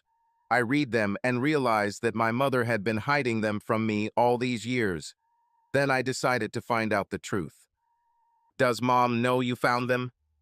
Yes. I confronted her with the facts. There was hatred in her voice. This bitch denied everything, and when I showed her the letters, she still tried to lie. But I saw in her face that she was lying. She started talking some nonsense about how it must have been Kevin, blah, blah, blah. But I know for sure that Kevin would not leave them. He hated you. Ashley was burning with anger. Then I got mad and demanded the truth. We had a terrible fight and said terrible things to each other. In the end, I told her to go to hell and left. I stayed with a friend, found you on the internet, quit my job, bought a bus ticket with my last salary, and came to find out for myself whether what I had been told all my life was true. By that time, she was breathing heavily, but determination was burning in her eyes. Jake didn't know what to say. All these years he had imagined how her life would turn out. Thousands of scenarios were running through his head, but now that he knew the truth, he didn't know what to think. They sat in silence. He looked at Ashley, and his heart sank in pain at the sight of her condition. She looked completely exhausted. She seemed to have used up all her last strength, and now she wanted more than anything to just fall asleep. He understood that it was time to end the conversation, but there were still several important questions remaining. Did Kevin treat you well? He asked, so as not to go crazy with guesses. Just the thought that Kevin might have mistreated his daughter made him sick. She shrugged her shoulders listlessly. I think yes. He constantly reminded me that he wasn't my real father, and he never hugged me or anything, but he didn't treat me badly either. She fell silent. Jake could tell by the look on her face that she was struggling with what she wanted to say next. It's okay, he said. Just say what's on your mind. Her lower lip trembled. She tried to speak, but stopped. The silence dragged on. Jake was about to cheer her up again, when suddenly she stammered and finally said, "Oh, he always told me that you were a bad person, and I believed him. I'm sorry." Jake stood up and pulled Ashley into a tight hug again. He wanted to convince her once again that she was not to blame for anything. It's not your fault. You didn't do anything wrong. You have nothing to apologize for. He felt her trembling in his arms, but the tears no longer flowed. She seemed to have cried all she could. But it's my fault," she whispered. "I should have understood. I listened to them and believed it.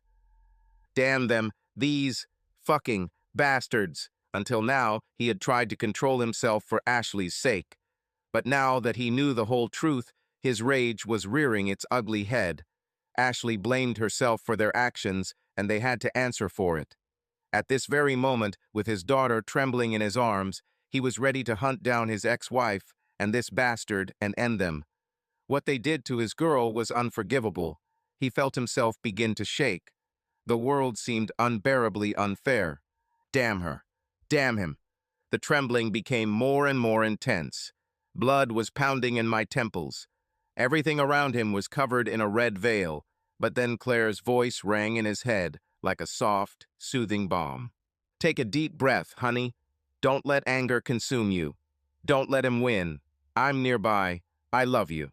He heard her as clearly as if she were standing right in front of him, holding him back from the edge of the abyss. Following her advice, he took a deep breath, and oddly enough, the anger began to subside. He realized long ago that anger is poison. It penetrates every cell of your being, destroying your life in ways you can't even imagine. After signing the papers, he allowed this poison to eat away at him for almost 2 years, only to be brought back to life again and again by Claire, until he finally realized that holding on to this rage only caused harm. He had to remain calm. It was impossible to lose control now. Ashley needed him. When he came to his senses, he again felt Ashley trembling in his arms. "Are you okay?" he asked. Forgive me." He pulled back slightly, forcing her to look into his eyes. She looked terrible. In a voice trembling with emotion, he said, "You have nothing to apologize for. You didn't do anything wrong. Please don't blame yourself." She looked at him. He could see that she wanted to believe him, but the guilt was too deep to get rid of it so quickly. She needed time. Now she needed rest. He was going to tell her about the trust fund they had set up for her, but he knew it would be too much right now. Tomorrow will be a new day. "Everything will be fine," he said, rather calming himself down. "But do you know what is most important?" She looked at him questioningly. "The most important thing is that you are here. You're safe, and I won't let anything happen to you again."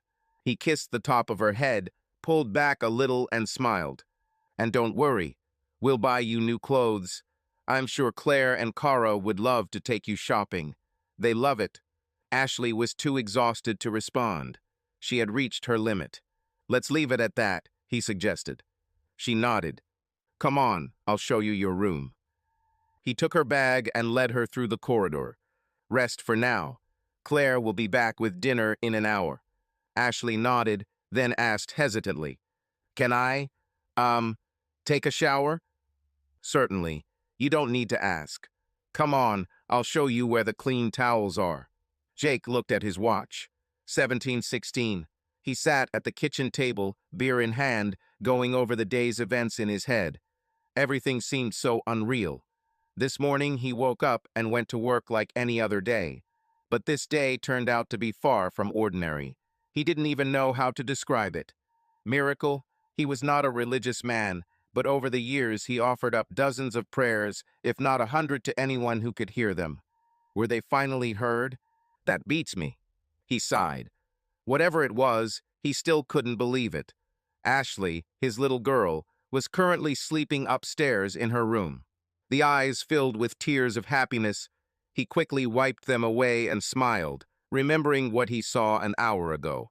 After he left her to shower, he returned to the office to gather the remaining documents he wanted to show her. Then he called the bar to find out how things were going and to warn him that he wouldn't be there tomorrow. Having finished with this, he decided to check on Ashley. Putting his ear to the door, he did not hear the sound of water, so he knocked. There was no answer. He carefully opened the door to find a freshly bathed Ashley, fast asleep, curled up under the covers. Quietly approaching the bed, he simply stood and looked at her face, as he had done many years ago. He loved watching her sleep. She looked so peaceful. The sound of the garage door opening brought Jake out of his thoughts. He looked up as Claire burst into the house, arms loaded with bags of Chinese food. There was an expectant expression on her face. "Where is she?" she asked excitedly, looking around. Jake grinned. "She's sleeping." Disappointment flashed in her eyes, but was quickly replaced by understanding. "It was all pretty emotional, I guess." Jake nodded. Claire put the bags on the table, walked up to Jake, plopped down on his lap, put her arms around his neck, leaned over, and gave him a passionate kiss. Pulling away, she looked into his eyes. Well, what's happened?" This was a difficult question. He closed his eyes, trying to collect his thoughts. What really happened? He himself hasn't fully realized it yet. Where to start? He needed. Jake felt a gentle hand touch his cheek, and then heard, "Come back to me, my love." He opened his eyes. Claire's face was a few centimeters from his. He leaned down and kissed her again, this time with even more passion. The kiss lasted a good 30 seconds. When they parted their lips, Claire gave him such a loving look that at that very moment he felt like the happiest person in the world. "So, what happened?" She repeated the question. He grimaced. "They really beat her up pretty bad. She blames herself, and nothing I can say can convince her otherwise." He felt his anger begin to boil again. But Claire's voice became a balm for the soul. "Calm down, darling. Don't let anger consume you. Don't let her win." This time the words were not imaginary, but real. She sensed his anger and nipped it in the bud. Jake just grinned, feeling his irritation go away. God, how he loved her. "What's so funny?" she asked curiously. "Nothing. Doesn't matter. But what's important is how we can help her. I don't know what to do. It's simple. Just he asked incredulously. Yes, just, we will support and love her. She needs time, but with time she will come to her senses. She paused, then added, and maybe therapy will help her. Therapy. Yes, therapy. I know you're not too keen on this, but I don't mind. Just, yes, I know. But remember how stubborn you were when we first met. You didn't accept help from anyone, not even me. I literally had to push you against the wall and force you.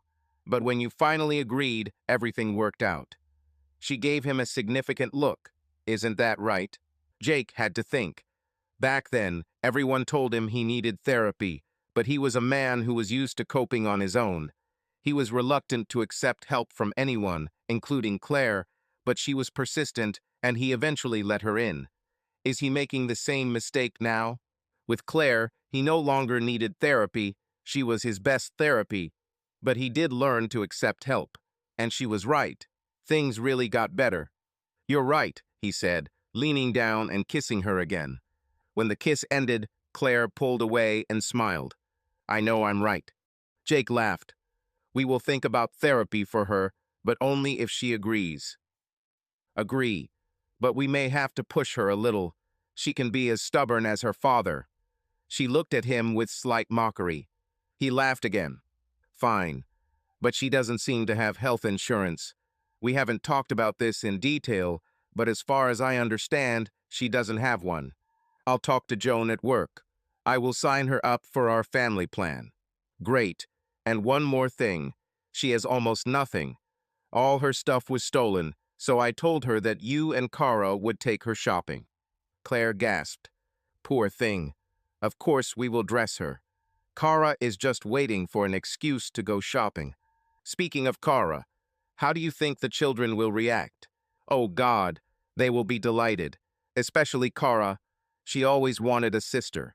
As for Carter, you know he reacts calmly to everything. Just accept it as it comes. Jake smiled. That's exactly what I thought.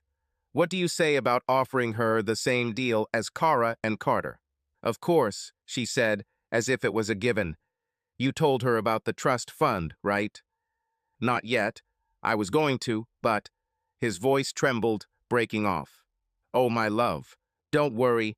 Everything will be fine. She leaned over and kissed him again. God, how he loved her. Eternal optimist. He didn't even know what he would do without her. They were interrupted by the garage door opening again. Jake turned his head and saw Kara enter the house. Her blonde hair was pulled back into a ponytail that bounced in time with her steps. Oh, great. Chinese food. I'm starving. I'll change now and... She began, but suddenly froze. She looked at them carefully. Did something happen? Did someone die? Obviously, she immediately sensed that something was wrong. Jake looked at Claire, asking with his eyes if he should tell. She nodded. He cleared his throat and looked at Kara. Today I had an unexpected guest. Who? It works. Ashley? She asked again in bewilderment. Same Ashley, Claire added. A few seconds passed, and suddenly it dawned on her. Wait, are you saying? She looked at Jake with wide eyes. He nodded slowly. Oh God, is it true? Yes. She looked around the room as if she expected Ashley to jump around the corner. Where is she? He sleeps upstairs. Oh God, are you serious? What? How? What's happened? Jake chuckled. Yes, honey, seriously. I'll tell you what and how at dinner. Kara nodded. She seemed too stunned to speak. I'll set the table, Claire said, getting off Jake's lap, but not before pecking him on the lips. Have you heard anything from Carter? She asked Kara. Kara didn't answer right away. She still stood in the same place, rooted to the spot. Then, as if shaking off a stupor, she shook her head and said, Oh, yes, I spoke to him about 10 minutes ago. He's stuck in traffic, but he'll be there soon. Great. And then Kara, whom Jake had called his little chatterbox, from the moment she came into his life, ran into his arms and started babbling. Oh my God, Dad, I can't believe it. This is simply incredible. I'm so happy. What is she like? Oh my God, I will have a sister. This is so cool. What does she look like? Where was she? Where is she now? Jake just laughed while she chattered non-stop. He glanced at Claire and saw that she too was amused by Kara's reaction. If he had any doubts about whether Ashley's family would accept them, they had just been put to rest. But one thought still haunted him. How will Ashley herself cope with all this? Jake felt his phone vibrate. He stopped at that moment. He was raking garden mulch, wiped his hands on his t-shirt, and pulled his phone out of his pocket. Message from Claire. I'm done shopping. I'll be home in 10 minutes. OMG, she's such a sweetheart. Zoxoxoxo. Jake smiled. She wrote, OMG, Kara definitely began to influence her mother. He replied, okay, see you soon. While the girls went shopping, he decided to take care of the yard to think a little. Monotonous work helped him organize his thoughts. Yesterday's events gradually settled into his head, and he began to come to some conclusions, both positive and not so positive. From the good, he was really looking forward to building a relationship with Ashley. It would probably be difficult at first, but he was optimistic. Or rather, Claire was an optimist, and her confidence infected him too. She has already come up with a whole plan to integrate Ashley into the family. Last night, lying in bed, she rattled off one point after another, as if she had been preparing for this for years. Many of her ideas coincided with his thoughts, and together they sketched out a plan of action. Although, to be honest, it was mainly her initiative. From the not-so-good, he will most likely have to contact his ex-wife. One question kept popping up in his mind over and over again. Why did she do this? He had stopped looking for an answer a long time ago. He just learned to live with it, not that he had a choice. But now the situation was completely different. His girl was suffering, and he was ready to do anything to ease her pain, even if it means talking to your ex again.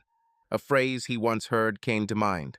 A real man puts the happiness of his loved ones above his own. If necessary, he will do so. You will need to consult Claire. Another unexpected thing is his attitude towards Kevin. For 2 years after the divorce, all he could think about was how to finish what he started the day he found them together. But then I forced myself to put Kevin out of my head. He wasn't worth it, neither his time nor his energy. Now, if he wanted, he could spend the money, find this creature, wherever he is hiding, and take revenge. But he won't do it. To hell with it. Jake shook his head and chuckled. Claire really influenced me. Previously, he would have given vent to his anger. But not now.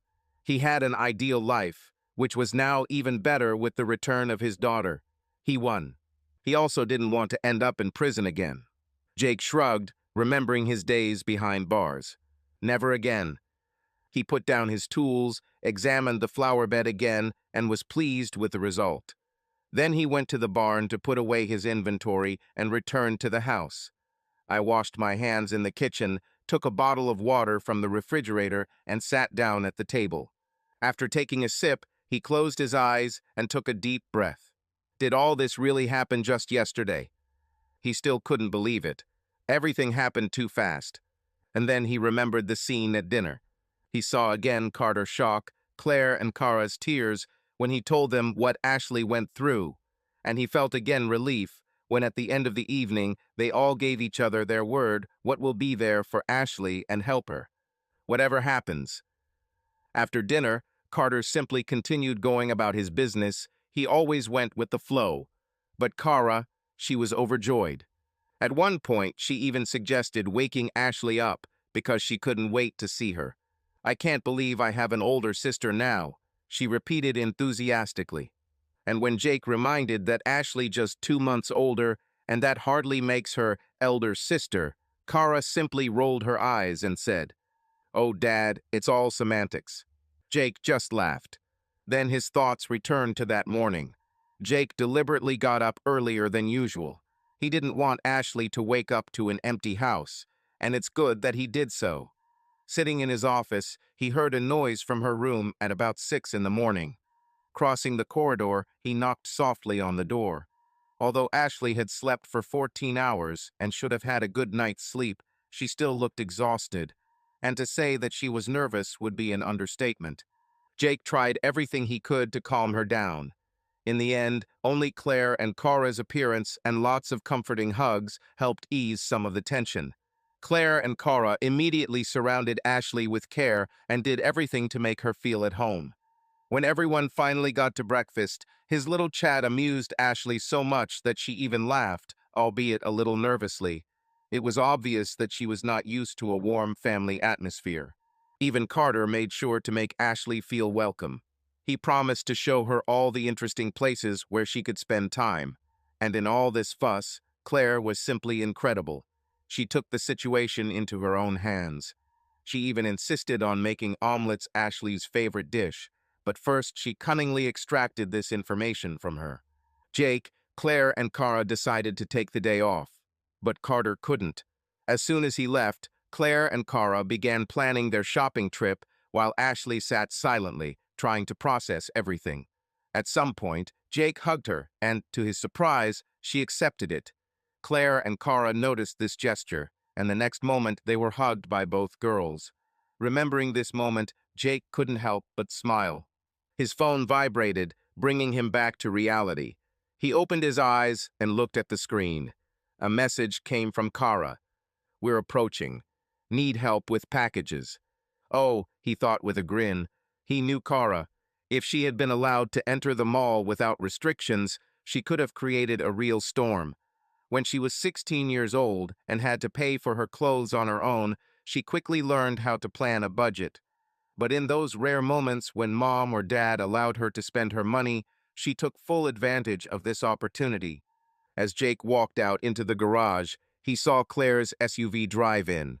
It wasn't surprising to him to see Claire and Cara beaming with joy, but his heart jumped when he noticed Ashley. She laughed. Claire opened the driver's door, stepped out, and gave Jake a kiss that made his knees go weak. "Get a motel room already, you two," Cara's voice called, jerking them back to reality. Jake and Claire disengaged and smiled at the girls. Cara also had a grin. She was used to this kind of behavior from her parents. But Ashley looked a little awkward. Cara giggled. "Don't worry, Ash. You'll get used to it. They're like teenagers in love." Ashley didn't know what to say. "Okay, let's see how bad it is," Jake said with a slight grin. All three girls were silent. His eyes widened when he saw how many bags were in the trunk. There were at least a dozen, there may be more. "Sorry, I told them it was too much," Ashley said quickly, noticing his reaction. Puzzled, he turned to her. She looked embarrassed. "Oh, honey, I'm not mad, I'm just—" Cara rolled her eyes. "Oh, never mind," she said, grabbing a few bags. "He's just a bore. He'll survive." She headed towards the house, but not before giving her parents a sly wink. Still a little embarrassed, Ashley also took a few bags and followed. Jake and Claire laughed. They both understood perfectly well what Cara was doing diffusing the situation. In this, she was very similar to her mother. When the girls entered the house, Jake asked, "How was the trip?" "Amazing. She's just lovely. She kept trying to convince us that we were buying too much of her." He grinned. "Well, it looks like you've bought up half of them all." "Only half," Claire joked. "But we bought everything she needed." "Great. And what were you talking about there?" Claire smiled slyly. "About different things." Jake frowned. "About different things?" He knew she was hiding something, and that only fueled his curiosity. "What kind of miscellaneous?" "Just about different things." But then she suddenly changed the topic. "She has insecurities. We were able to loosen her up a little, but after some time she closed herself off again." Jake frowned. This was expected, but it was still hard to hear. Judging by her behavior at breakfast, it will take her much longer to get used to real support. Claire took his face in her hands. "Don't worry, darling. We'll be close, whatever happens." Jake just nodded. "Okay," she said. "We take the packages and go into the house. It's time to figure out the rest." She was right. It's time. He sighed, grabbed the remaining bags, and followed her inside.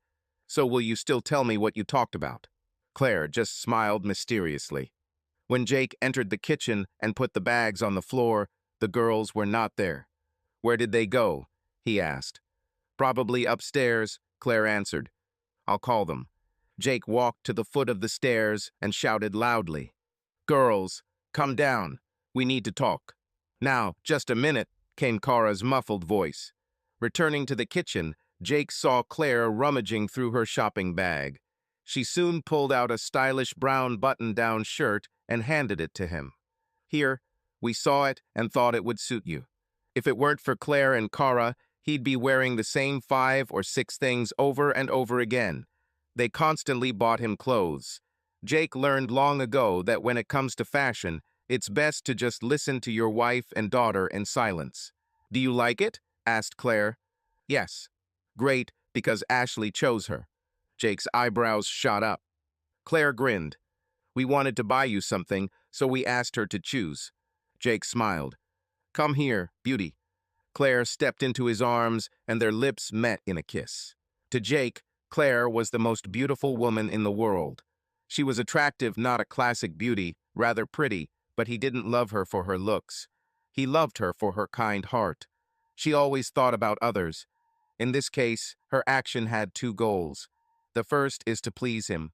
When Claire went shopping, whether for herself or for the children, she always bought something for him too. But the second, and more important, reason was to involve Ashley in the process, to make her feel part of the family. God, how he loved her. "Oh, there you go, Ash," came Kara's voice. "What did I tell you? Like a couple of teenagers in love." Jake and Claire pulled away at once and turned to the girls. As you'd expect, Kara was smiling widely, but surprisingly, Ashley had a smile on her face as well. Not as bright as Kara's, but it was still progress. Kara looks like she's working hard, Jake thought. He and Claire were always very affectionate with each other, and it was common for Kara and Carter to do so. But for Ashley, who was probably not used to this level of display of affection, it could have been uncomfortable. Claire took a step back and said, "Sit down, girls. We need to discuss something." "Do you like the shirt, Dad?" Kara asked once everyone was seated. He glanced at Ashley. "Yes, thank you." Ashley blushed slightly. "Great. Ash chose her," Kara said. "Although, judging by your reaction, your mother already told you about this." "Yes," she said. Kara turned to Ashley. "Do you see? I told you he'd like it." "Ashley is just having fun." "Did you enjoy shopping, honey?" Jake asked. "Yes," Ashley answered, a little embarrassed. "But no one has ever bought me so many things. I don't even know how to thank you." He smiled. We're happy to help. It is our responsibility to support you. But this brings us to an important topic." He paused and looked at Claire. Their eyes met, and she nodded encouragingly. She understood what he was going to say. Turning to Ashley, he continued, "But you should know that it won't always be like this."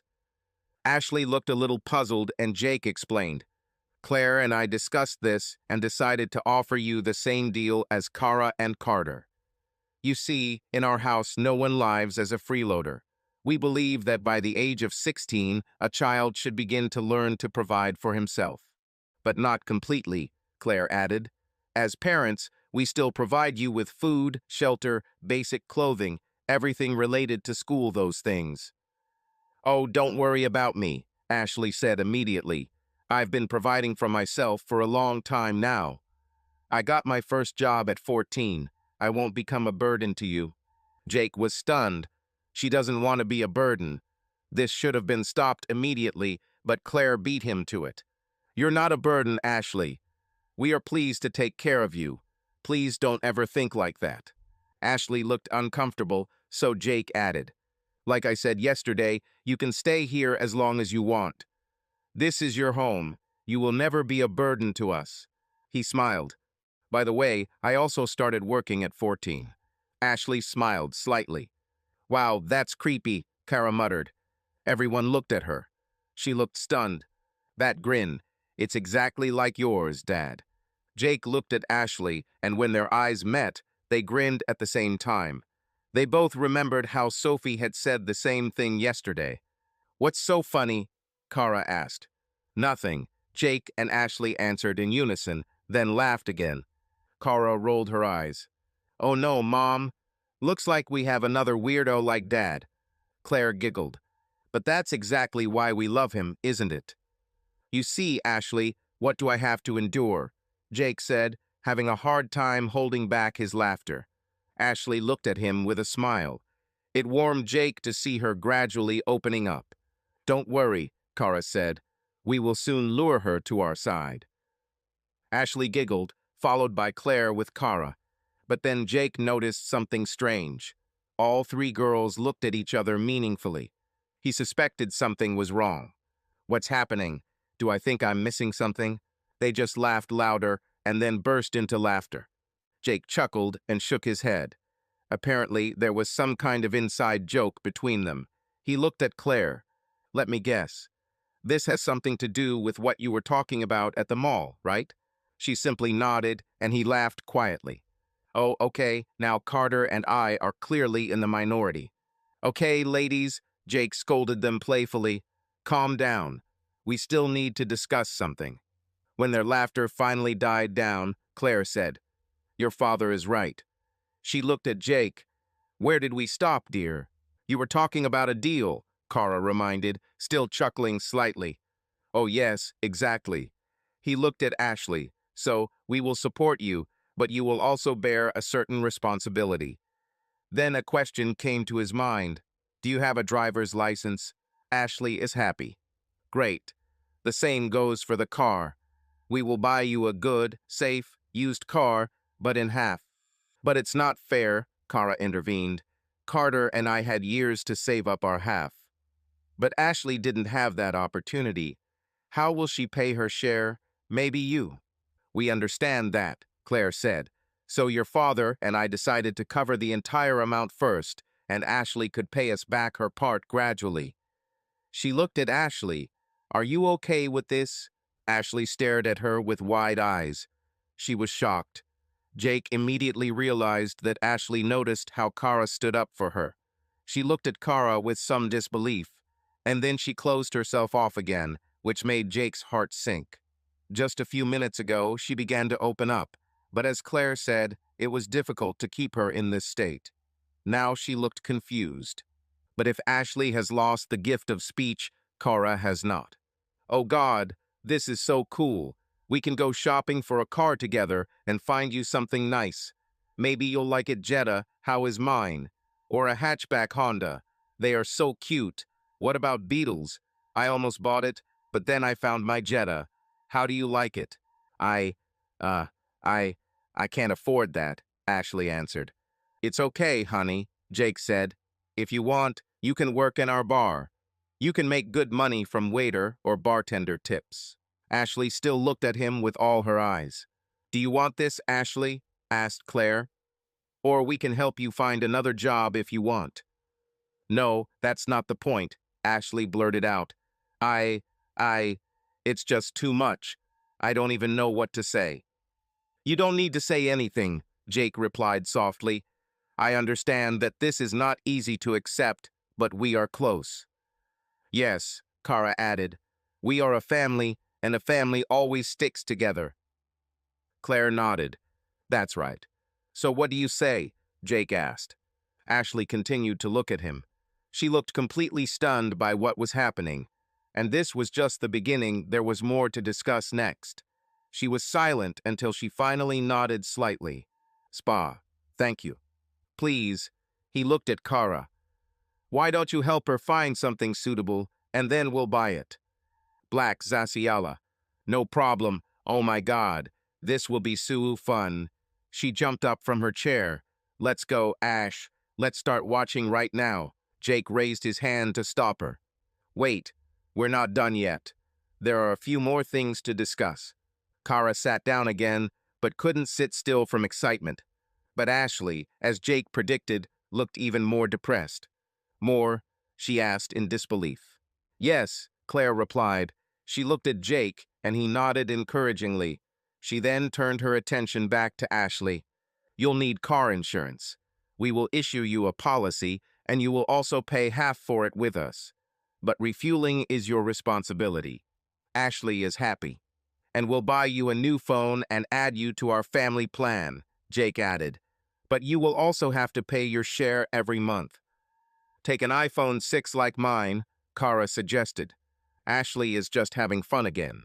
Now, Jake said, standing up, the last thing we need to discuss is this.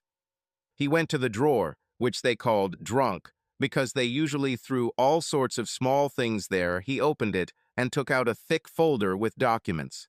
Yesterday, after Ashley fell asleep, he deliberately put her there in anticipation of this moment.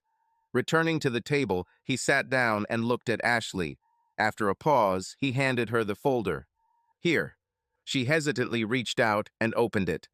Everyone watched her study the documents. After a few seconds, her eyes widened. What?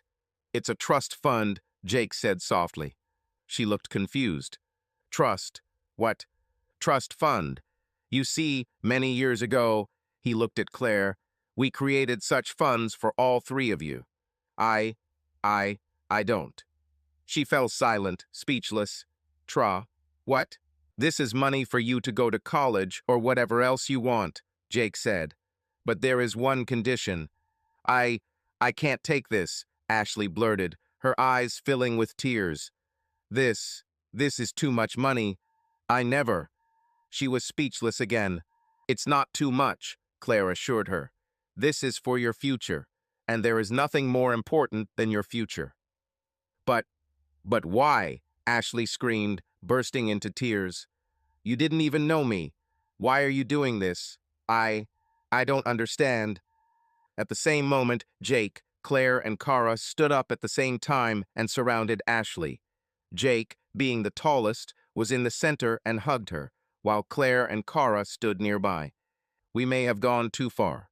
Last night, as Jake lay in bed, he talked about his fears. He was afraid that they were pressing on her too quickly. He saw with his own eyes what Ashley went through yesterday and suggested that she be more careful. But Claire insisted otherwise. She compared it to ripping off a Band-Aid. The faster, the better. Jake was reluctant at first, but Claire eventually convinced him. She was much better at understanding such things. However, he was still worried about how Ashley would react to being given such a large amount of money. Now he knew the answer. Ashley's sobs could be heard throughout the room. Jake felt her trembling in his arms. He wanted to say something to calm her down again, but Kara spoke first. You know what, Ash? If you don't need money, I'll take it. I can buy about 500 pairs of jeans for $50,000. She said it so unexpectedly that no one said a word at first. Everyone was stunned. And then, to Jake's surprise, Ashley suddenly started giggling. Kara, Claire said reproachfully, which only made Ashley laugh even harder. Kara stepped back with a sly smile. What? It worked?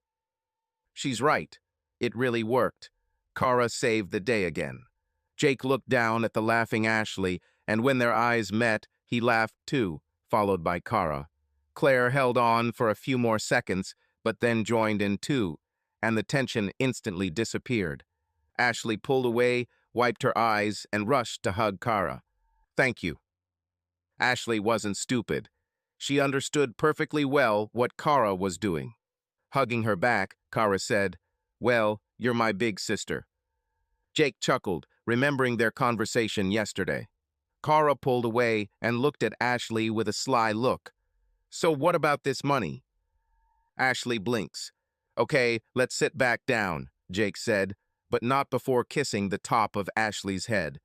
When they sat down again, Jake asked, Are you okay?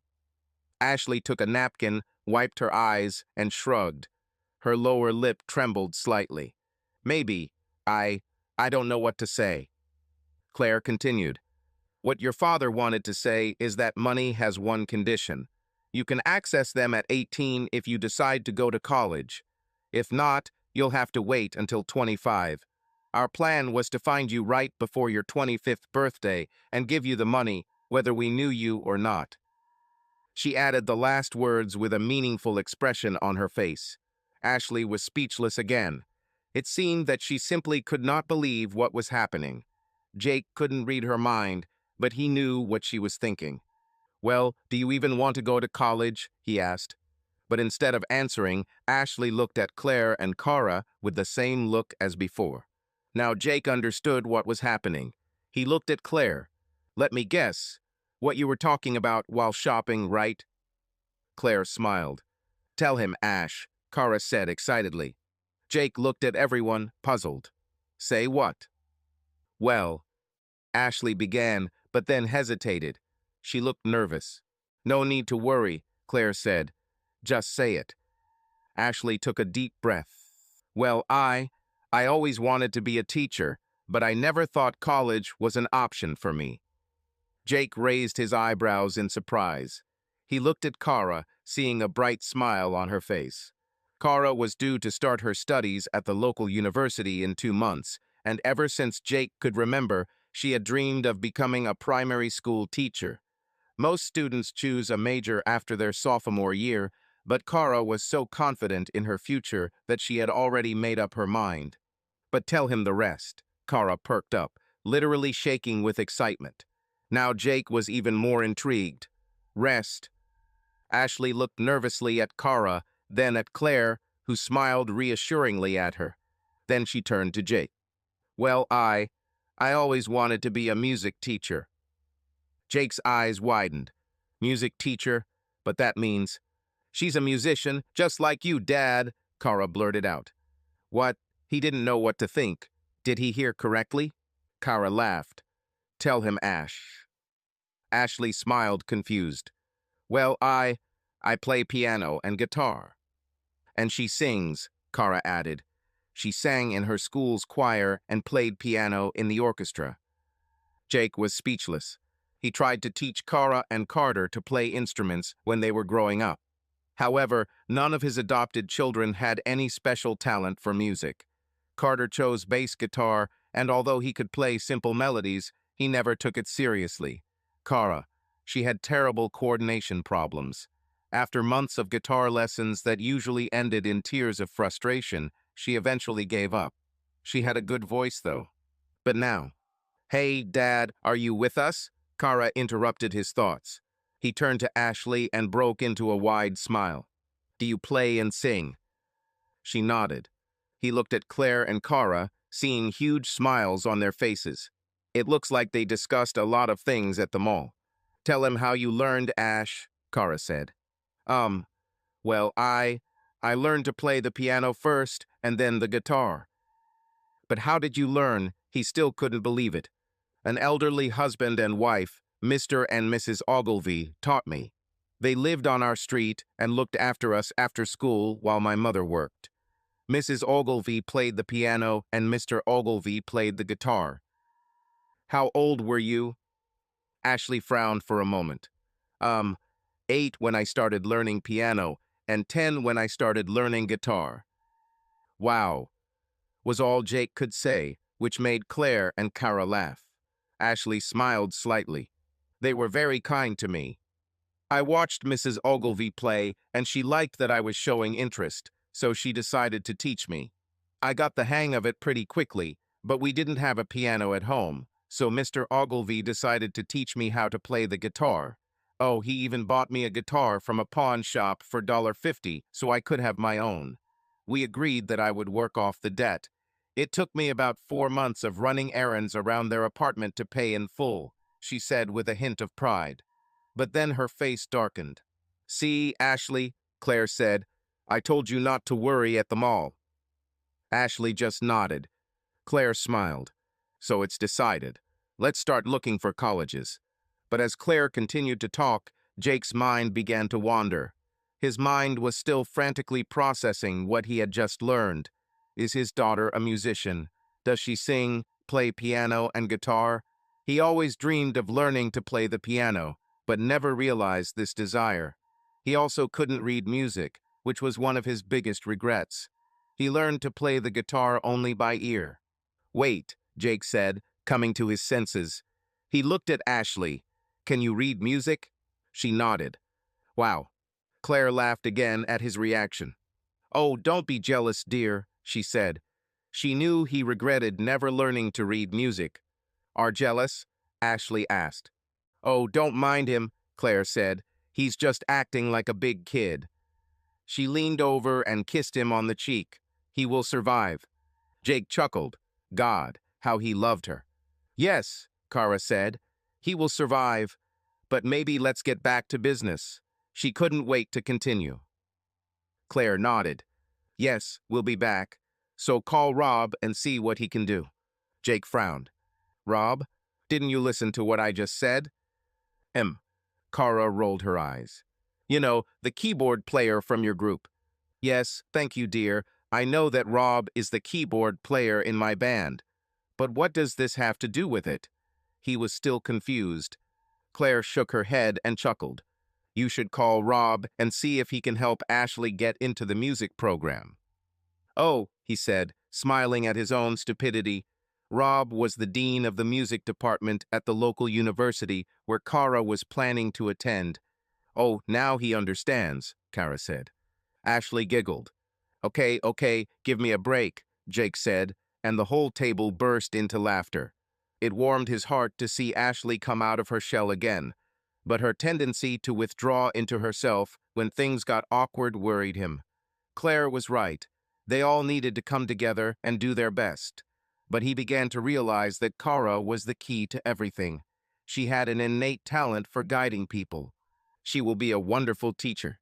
Well, then it's decided, Claire said. Talk to Rob and see what he can do. Jake nodded.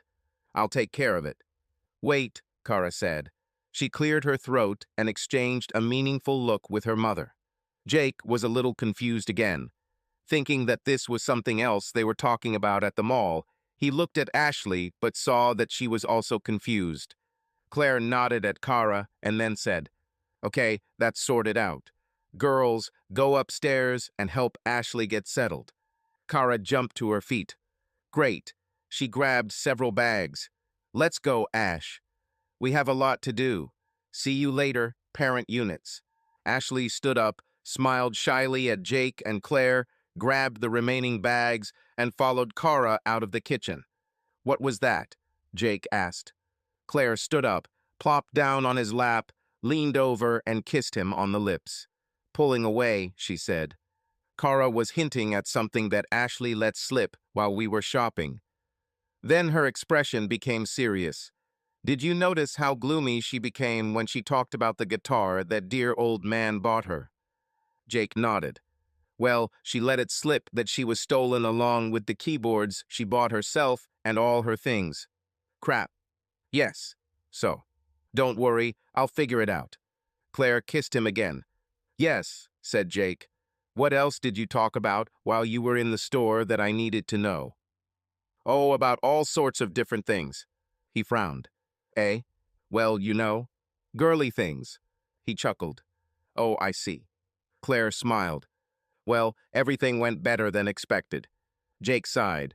She was right. Everything really went better than he expected. All thanks to Care. I know. I'm so proud of her. She is becoming a wonderful young woman. Jake nodded. But you were right about Ashley, Claire said. He frowned. What? Because she blames herself. Jake winced. Claire took his face in her hands. Don't worry, dear. Everything will be fine. I know. I just wish we could do something about it. We'll figure something out. And then it dawned on him that he could do something. He just didn't like it. Recalling the conclusions he came to while working in the yard, he said, I have an idea. Claire raised her eyebrows. Oh, yes. He was silent for a moment, then took a deep breath. Looking her straight in the eyes, he asked, What do you think about me contacting my ex? Jake listened to the sounds of conversation as he walked up the stairs, but I heard only silence. Strange. He expected to hear the incessant chatter that continued all day. After the girls went upstairs to help Ashley settle in, Jake and Claire stayed in the kitchen. When he brought up the possibility of contacting his ex, he was surprised that Claire wasn't against it. She agreed that it might help Ashley, but advised her to hold off on it until it was absolutely necessary. She didn't say much else on the subject, which Jake found a little odd. She also echoed his opinion of Kevin. He just wasn't worth the time or effort. And throughout their conversation, The house was filled with the constant sound of two 18-year-old girls laughing and chatting. Several times their conversation was interrupted by Ashley's laughter, bringing smiles to their faces. Once Ashley was settled in, the girls decided it was time to use the new swimsuits they had bought. So they spent the rest of the day by the pool, swimming and chatting. There was another emotional moment when Ashley saw the tattoo on Jake's chest, but just like before, Kara came to the rescue. A mini crisis was averted, and they decided not to touch on heavy topics so as not to upset Ashley further. However, Jake could not resist asking about her musical preferences, and this pleasantly surprised him. Kara and Carter tolerated his taste in music, but they preferred modern styles, which Jake simply did not understand. But Ashley liked the singer-songwriters of the 60s and 70s, the same artists that Jake adored. When she started talking about Joni Mitchell, James Taylor, Cat Stevens, Tracy Chapman, Simon and Garfunkel, just to name a few, Jake nearly burst into tears. Kara found it extremely funny and teased him mercilessly, but he knew she was doing it for Ashley's sake. When Carter got home, Jake threw steaks, corn, and asparagus on the grill, and they made Ashley a real family dinner. She felt a little awkward at first, but once again Kara came to the rescue. Overall, the evening was a success. Reaching the top of the stairs, Jake turned right, towards the children's rooms. First, he knocked on Carter's door. "Come in," came Carter's muffled voice. Jake opened the door to see his son sitting at his desk, typing on his laptop. "Hey, buddy," Jake said. "Hello, Dad. What are you doing?" Carter nodded towards the screen. "Facebook." Jake came in and sat on the bed.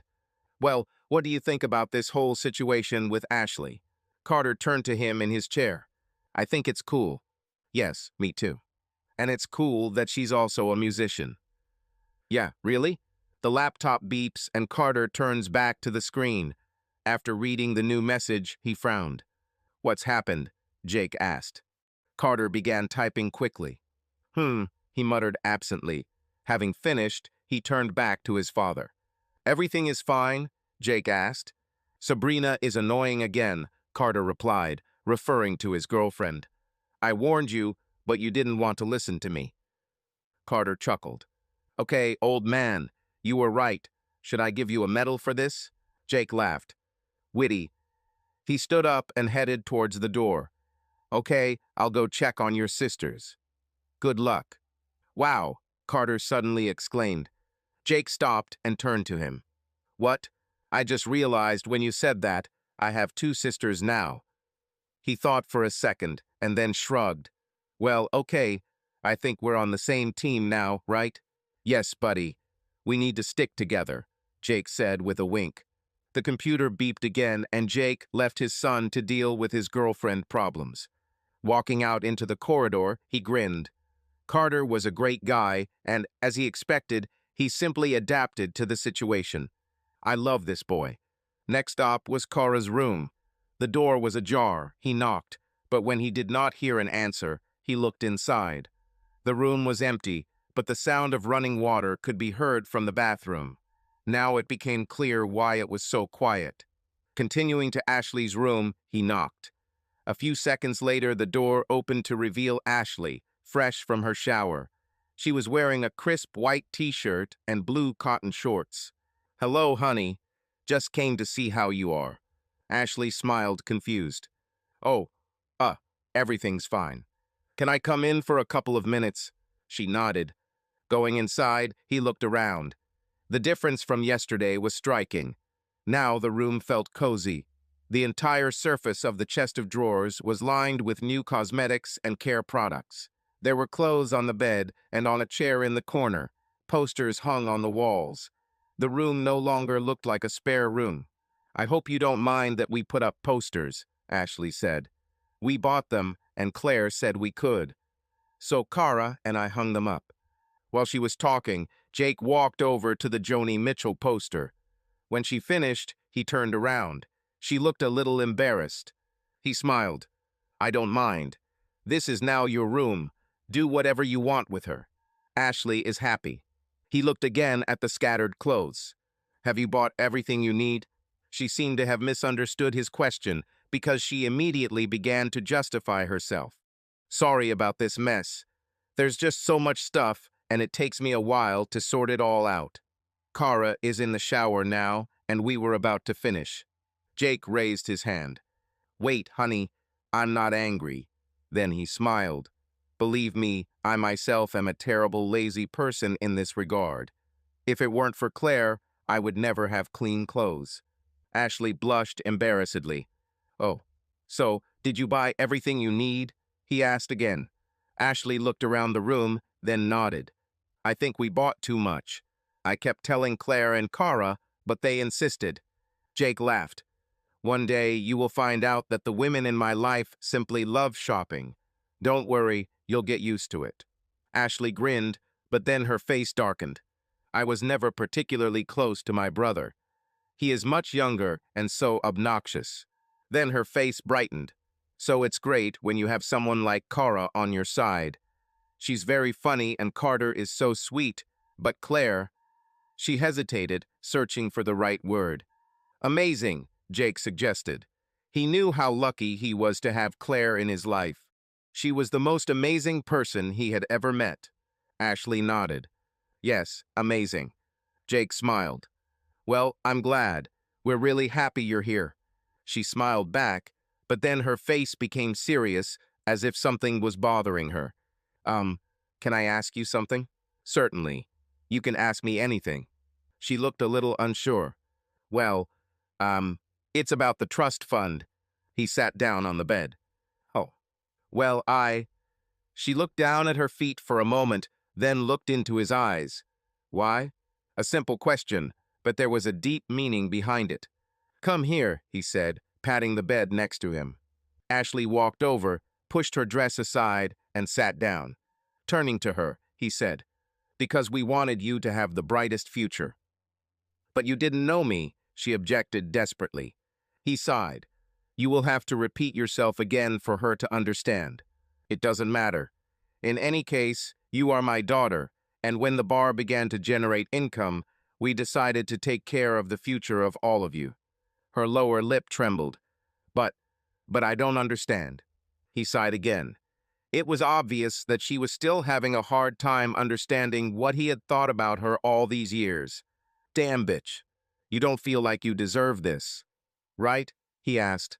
She nodded uncertainty, her eyes filling with tears. He knew that he needed to put an end to these doubts once and for all. He took her hand. You deserve it. I know it's hard to accept, but it's true. This money is for your future. Even if we didn't know you, the plan was always to find you at 25 and hand over the money, and even if you didn't want anything to do with me. Her eyes widened in surprise when he said that you would still get them. He didn't lie. When he and Claire set up trusts several years ago, they instructed their lawyer to track down Ashley in her mid-20s, no matter the circumstances. He remembered thinking then, even if he did not participate in her upbringing, he could at least give her something. It was comforting to know that she could have a better future. He and Claire had discussed giving her the money when he was 18, but didn't want to risk his ex and Kevin getting their hands on it. In the end, they decided that 25 was the best age, which is when Clara and Carter would also have received their money if they had not gone to college. Ashley was stunned. There was something in her look that he couldn't understand, so he asked, "What are you thinking about? Why? Why exactly 25? We believe that at 18 years old a person is not yet mature enough to manage that kind of money. But by 25, he already has a more sober outlook on life. So if the money does not go to pay for school, then you receive it at 25. Ashley sighed, then nodded slightly. I just want to say thank you. This is more than I could ever dream of. I still can't believe that all this is happening to me. She fell silent and looked around. Never in my life would I have thought that I would live in such a beautiful house. She hesitated again, looking down at the hands in her skirt. I always wanted to go to college, but my mother didn't support me. She said it was a waste of time, and I had already accepted that it would never happen. She then looked at him with a serious expression. I promise I won't let you down. I will make you proud of me. "Oh, honey," he breathed when he heard those words. He hugged her tightly. "I'm already proud of you." "Is it true?" Her voice was muffled as her face pressed against his chest. "Of course," he said and kissed the top of her head. She pulled back and looked at him doubtfully. He saw that she found it difficult to believe it. Damn bitch. He hoped that they had already dealt with all the problems that his ex had piled up in Ashley's head. I was wrong. Right now, he had to agree with Claire's opinion. Ashley clearly needs therapy. But will she agree? He needed to cheer her up, so he decided to take Kara's example. He smiled. "Well, I won't hide it, but I'm a little envious. You play the guitar and piano, sing, read notes. How can you not be proud of this?" His heart fluttered with joy when she began to laugh. And then, to his surprise, Ashley leaned over and hugged him. He was so surprised that he froze for a moment, but he quickly came to his senses and returned her hug. She hugged me herself. He couldn't believe it. His daughter herself hugged him. Still, he was the initiator. "I love you," he said quietly. Ashley shuddered in his arms. Then she pulled away and looked into his eyes.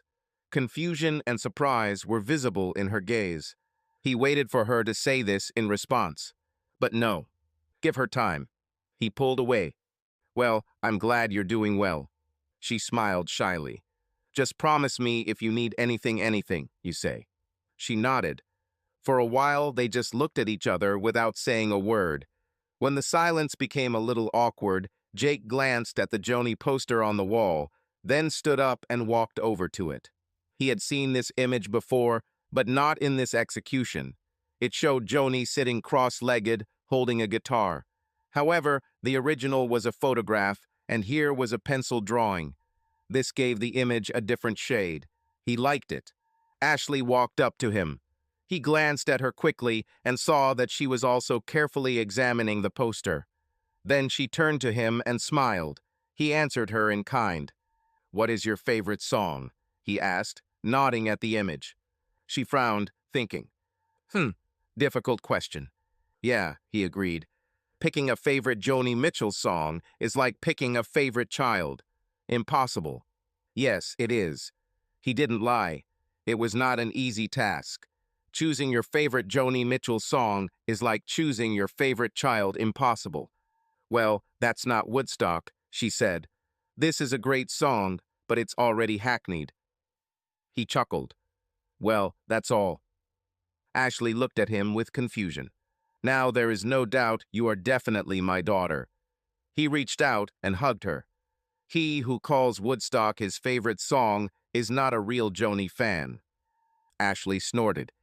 "That's it. It's beautiful, but there are much better songs. For example, Chelsea Morning, Cactus Tree, My Old Man, Blue." She thought for a moment and then added, "If I had to choose, I would choose to play the piano. My Old Man or Blue, but for guitar, Cactus Tree, my absolute favorite." Jake's eyebrows shot up in surprise. "You know how to play Cactus Tree?" Yeah. "On guitars? And sing at the same time?" "Yes." This truly stunned him. He turned to her. "Do you know how to play Bust?" She nodded proudly. Wow. He was amazed. Cactus Tree wasn't the most difficult song to play, but the combination of open D tuning, unusual finger-picking pattern, and Joni's vocals made it quite difficult to perform well. At 38, he was an accomplished musician, but it took him years to reach the level where he could play Cactus Tree so as to be satisfied with the result.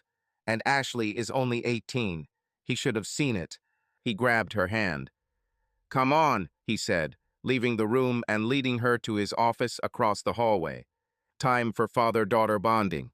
Claire turned onto her street on white Ford Explorer. Returning from her weekly Saturday grocery trip, she drove 5 houses down the road, past a black Jetta Cara, blue Honda Civic. Ashley parked at the curb and pulled into the garage, stopping next to a silver Ford F-150 Jake. Gray-only Jeep Wrangler Carter was absent. He was at work. Turning off the ignition, she was about to open the driver's door when the phone rang. She looked at the screen and saw that the number was blocked. Guessing who it might be, she answered. "Hello?" She immediately recognized the voice on the other end of the line. He had such a recognizable accent. "Yes," Claire said. "I was waiting for your call. Thank you for calling back." She listened to what the other person was saying, then grinned. "Fine. It took longer than expected, but you kept your word." Claire nodded, still listening, and then said, "Just a minute, I need to write it down." She opened the central compartment and took out a napkin and pen. So, she wrote down the information that was given to her. "Okay," she said. "I wrote it down."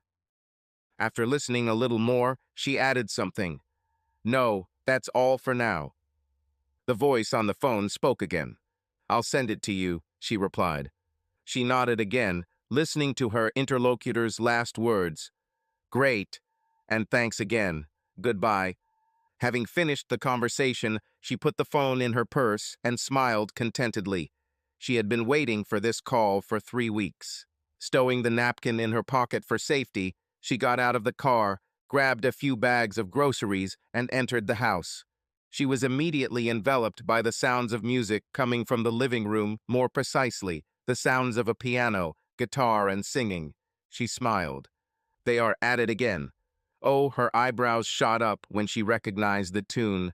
"Tiny Dancer." I love this song. Placing the bags on the kitchen island, she began to sing along as she headed back to the garage for the rest of her groceries. By the time she brought the rest of the packages, the song had already ended. "It was amazing," Kara exclaimed. "Play something else." Claire smiled. It really was amazing. She was still amazed at how talented her husband and daughter were. As she opened the refrigerator to put away the eggs, she heard a new song start. Oh, Mona Lisa's and Mad Hatters.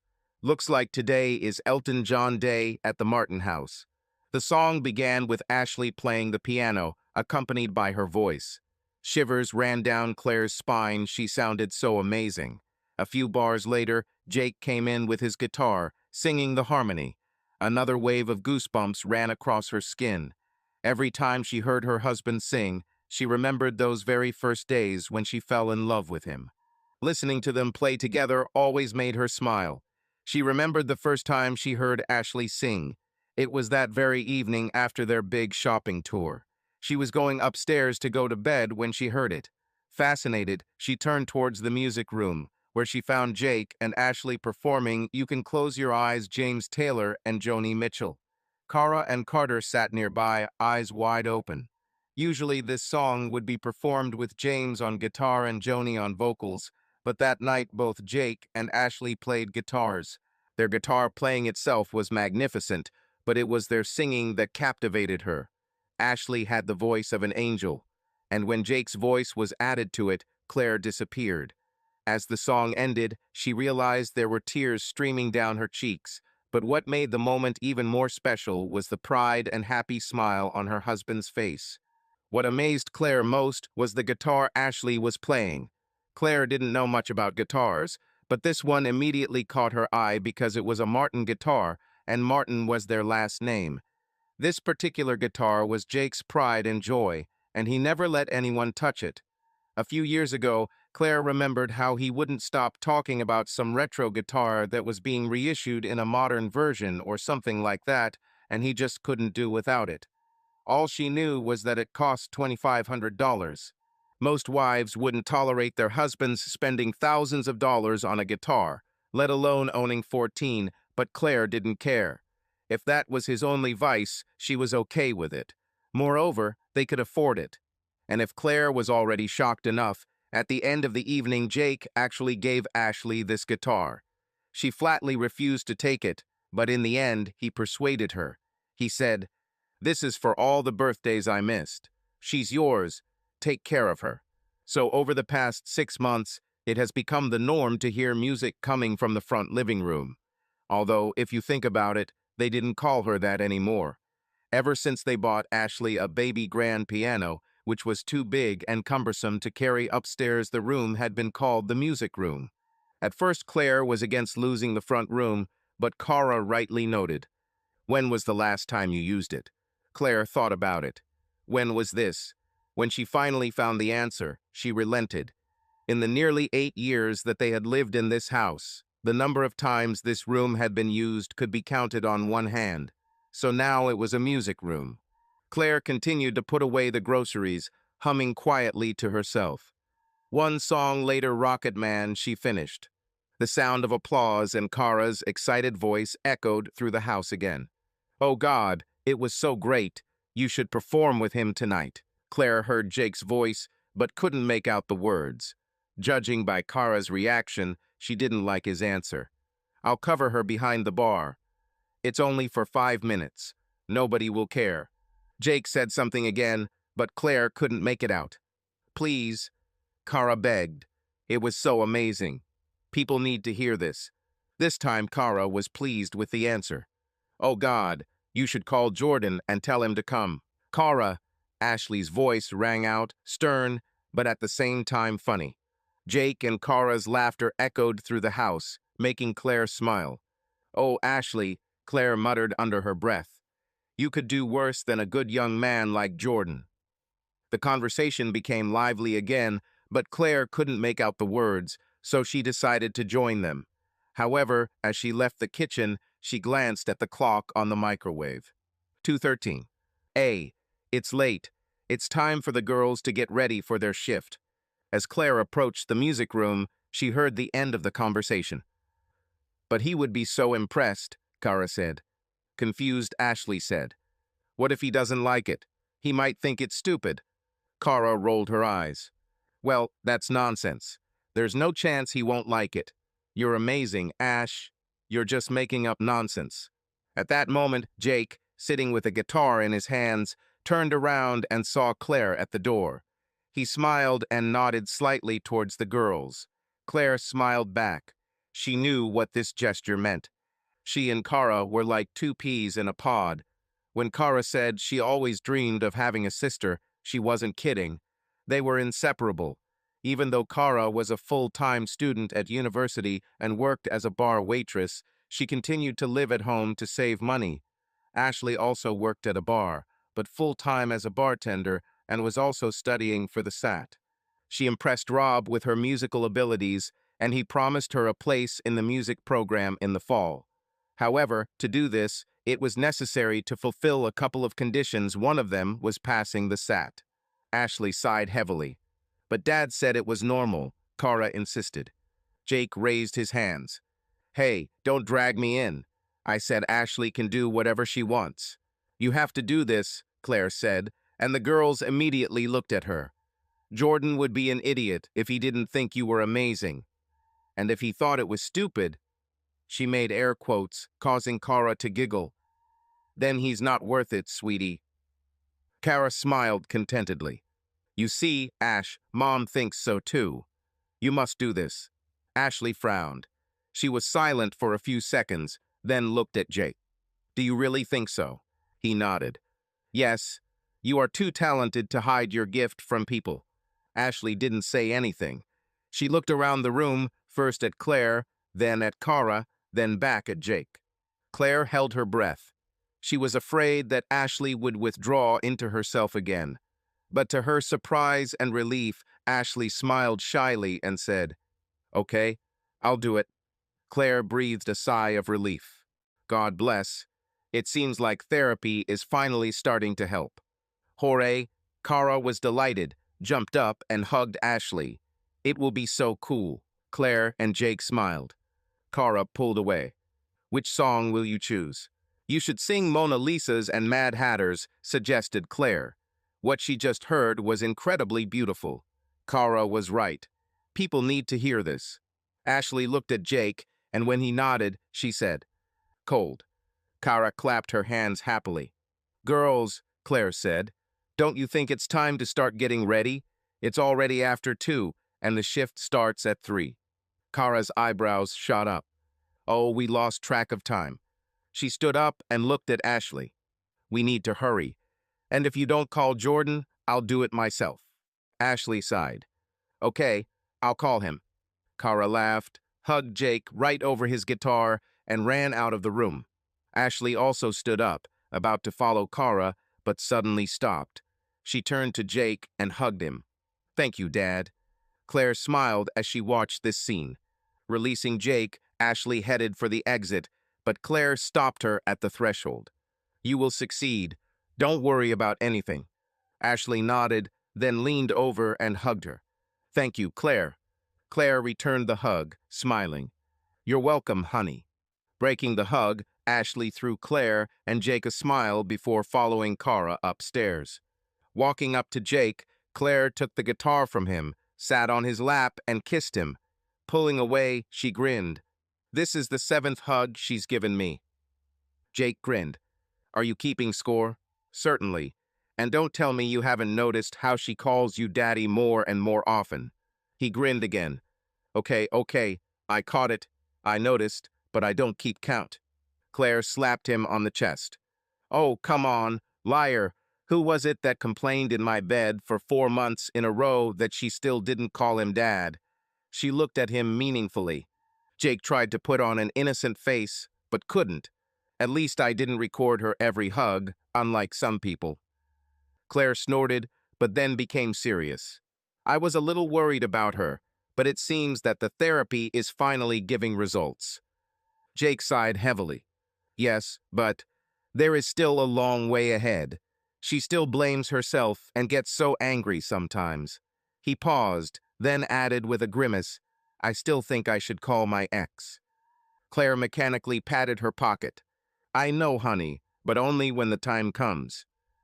They had had this conversation more than once, and her answer always remained the same. She saw that he was ready to make any sacrifice for Ashley, even if it was painful for himself. But she had her own thoughts. Let's give therapy a little more time and see what happens next. She was just starting to be useful. Then Claire smiled. "Did you see how she restrained herself a few minutes ago? I was sure that she would withdraw into herself again." Jake nodded. "Saw, and I'm glad. But I was a little bothered by how stubborn she was in the first months." "She really—" "Yeah, the apple doesn't fall far from the tree," Claire muttered. Jake raised his eyebrows.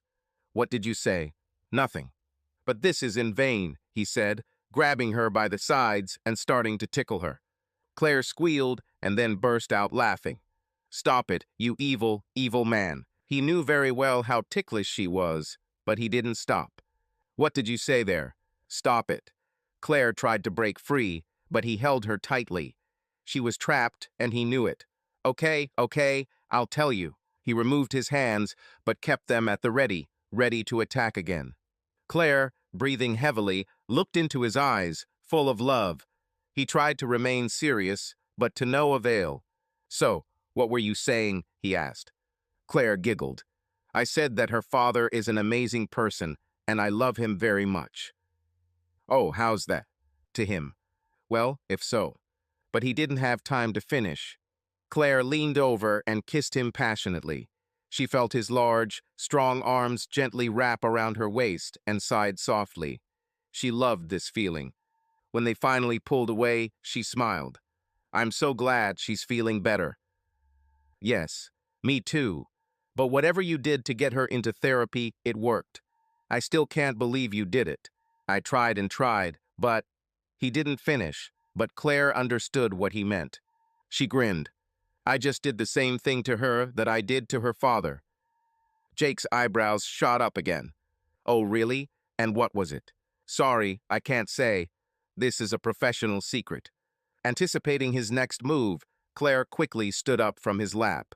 And just in time, he tried to tickle her again, but couldn't reach her. "Hey, come back here." "No, sorry, honey. I have things to do, and you need to get ready." "It's okay. This is not the end yet.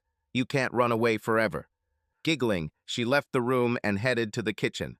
She loved him so much. He was an amazing man, and she thanked heaven daily for having met him. He always said that she saved him, but in reality, he saved her too. When her ex-husband left, leaving her alone with 2 small children, she felt old and empty, even though she was only 24. When she met Jake, he was broken and aloof, but there was something about him that hooked her. She made it her mission to break through his walls. It wasn't easy, but when she finally succeeded, she was shocked. What kind of woman could do this to such a wonderful man? She remembered her first thought. He was everything she dreamed of. Not only very beautiful, but also kind, sensitive, and caring. And he also sang. Lord, she didn't know a single woman who didn't melt when a handsome man serenaded her. But what finally won her over was the way he treated her children. Then she realized that he was the one. Reaching the kitchen, she began to organize the pantry. The kids, especially Carter, never put things back in their place. After rearranging the bag of pretzels and marshmallows, she reached for a bag of salt and vinegar chips, Ashley's favorite, and froze. Looking around the shelves, she noticed several more products that had recently appeared in the house. She smiled. Yes, Ashley's arrival brought changes to their family, both big and small. Looking around the kitchen, she noticed Ashley's sweatshirt draped over a chair. Then her eyes fell on the board with a reminder for her next therapy session, and then on her sneakers by the French doors leading to the garden. She truly became part of the family. But it was a long, ongoing process. Having finished cleaning the pantry, she moved into the living room. Just like in the kitchen, Ashley's things were scattered here too, among other clutter that teenagers tend to leave behind. As she walked by, she noticed Ashley's laptop on the coffee table. Picking it up, Claire shook her head. She really fought for this thing. In the third week, they decided to buy her a laptop. As with everything else, she protested, but when they insisted, she finally drew the line. She kept saying that it was too much, that she couldn't accept another gift, that they had already given her far more than they should have. No amount of persuasion helped. Claire was shocked when even Kara couldn't change her mind, so to say Ashley was stubborn would be an understatement. However, she eventually gave in after Rob promised her a place on the music program. She needed a laptop to fulfill the requirements of the program, so she gritted her teeth and accepted the gift. But her stubbornness did not end there. It was obvious that she needed therapy. At first, the problems were minor and understandable. It took her several weeks to feel comfortable enough to take something from the refrigerator without permission, and another month to start asking for her favorite foods. But after 2.5 months, Ashley's guilt and anger began to get the better of her. There were times when she would be completely involved in family life, and the next day she could be found in her room, alone plucking the strings of her guitar, not wanting to be disturbed. They quickly realized that no matter how much love and support they gave her, it was not enough. She needed professional help. When they first suggested she go to a psychologist, Ashley categorically refused. They kept trying to convince her, but by the second month, it became obvious that the guilt and anger were only growing. Everyone tried to convince her, but she stood her ground. And to Claire's horror, Ashley's problems began to take their toll on her husband. Since Ashley's return, Claire has noticed that the demons of Jake's past are making themselves known again. At times, especially after emotional conversations, she noticed a distant look on his face. She had to stop him before his anger consumed him, or he retreated too far into himself. But such moments began to happen more and more often. So Claire decided she needed to do something. The only question is what? She wasn't going to let that woman destroy her family. And that's why she knew what to do with Ashley. Father and daughter were frighteningly similar. They were both incredibly talented at music, but sometimes Ashley would say or do something that would make Claire look twice at her. They didn't look alike in appearance except for their eyes, but their mannerisms, facial expressions, and way of speaking were similar. However, the most important thing is how they dealt with unpleasant situations. More precisely, how Jake dealt with them before. So Claire redoubled her efforts to protect her family, and to her delight, Kara turned out to be a huge support. If Ashley and Jake were similar, then the same could be said about herself and Kara. While Claire focused on Jake, Kara took charge of Ashley. And this was another surprising discovery. Kara and Carter did not feel left out when Ashley was given more attention.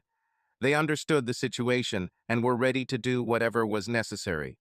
Finally, after 3 months, Claire was able to convince Ashley to go to therapy. When Jake asked her how she did it, she jokingly said that she had special powers. But in reality, she used the same method she used on him: time and persistence. Having experienced something similar herself, Claire knew the most important thing was to rebuild trust. That's why she never betrayed Jake's trust back then, all those years ago. He tested her again and again, but she didn't give up. Over time, trust turned into love, and love fueled trust, and so on in a circle. She called it the circle of love. It took a long time, but it worked in the end. In Ashley's case, she showed the same persistence, and it also worked, albeit not immediately. During Ashley's 7 weeks of therapy, some improvements occurred, but many unresolved problems remained. Claire didn't know how long it would take, but she was glad that progress was being made. And one of the unexpected but pleasant consequences of Ashley's therapy was how it affected her husband. Seeing that Ashley was finally on the path to recovery, he began to change too. He had his own way of coping, including through music, but ultimately they all did what was necessary as a family. But the main question still remained: why did she do it?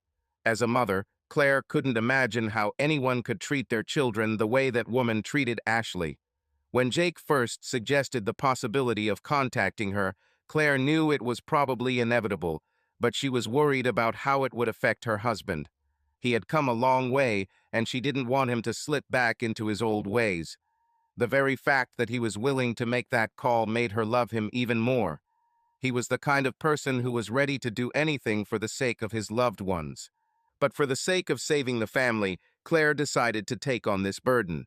She knew that even if Jake was ready, this conversation would affect him more deeply than anyone could have predicted. She couldn't let this happen. He was everything to her, and like him, she was willing to do anything for those she loved. So 3 weeks ago, Claire launched the most difficult, but most important stage of her plan. She hired a private investigator to find her, and today, when she received the call, the final step of her plan could be accomplished. Setting aside her laptop, Claire looked around the living room. Her gaze fell on the cable box, where the clock showed 2:26. She patted her pocket, feeling for a napkin. All she could do was wait for everyone to leave. The house is empty. Everyone left, and Claire was finally left alone. She walked into the kitchen, mechanically patting her pocket. The time has come. However, she paused for a moment, thinking. She felt a little guilty for doing this behind her husband's back. Never before had she hidden anything important from him. But her decision had already been made. I do this to save my family. This is necessary. Now is not the time to retreat. Sitting down at the kitchen table, Claire took a napkin from her pocket and placed it in front of her. Looking at the name and number written on it, she took a deep breath. Well, let's go. Taking out her mobile phone, she dialed the number. The first beep sounded, then the second, the third. She winced when the fourth one went. She was prepared for the call to go to voicemail. This was not what she wanted, but at the moment there was no other choice. The fourth ring was interrupted. Claire was already prepared to hear the answering machine, but she was taken by surprise by a cautious voice. Hello. Claire's heart began to beat wildly. She really talked to her. She didn't know what to expect, but her voice sounded completely different from what she had imagined. Normal voice. For some reason, Claire expected him to live up to the image of the monster that she had painted in her head. Hello? She repeated, breaking Claire out of her thoughts. Claire took a deep breath and said as calmly as possible. Hello?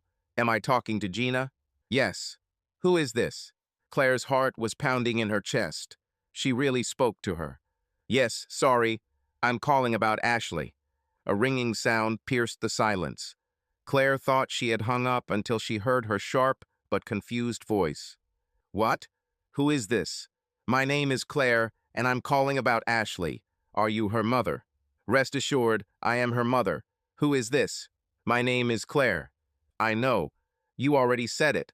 But who the hell are you? Gathering her courage, Claire replied. I'm Jake's wife. There was silence for a few seconds, and then, What the hell are you? Then silence again. Claire thought she had hung up again, but then she heard. So that's where she went. This ungrateful, little bitch. After everything I've done for her, she leaves me to my fate and goes to him. Listen, lady, tell this little one. Wait a second. Claire promised herself that she wouldn't argue with her. She called for answers that could help her family, but she had to walk on thin ice. If you pressed too hard, she might just hang up. Claire had to be careful. Taking a deep breath, she said, "Let's first of all maintain a civilized tone. There is no need for insults. Fuck you. This little bitch abandoned me when I needed her. Tell her how disappointed I am. No, wait.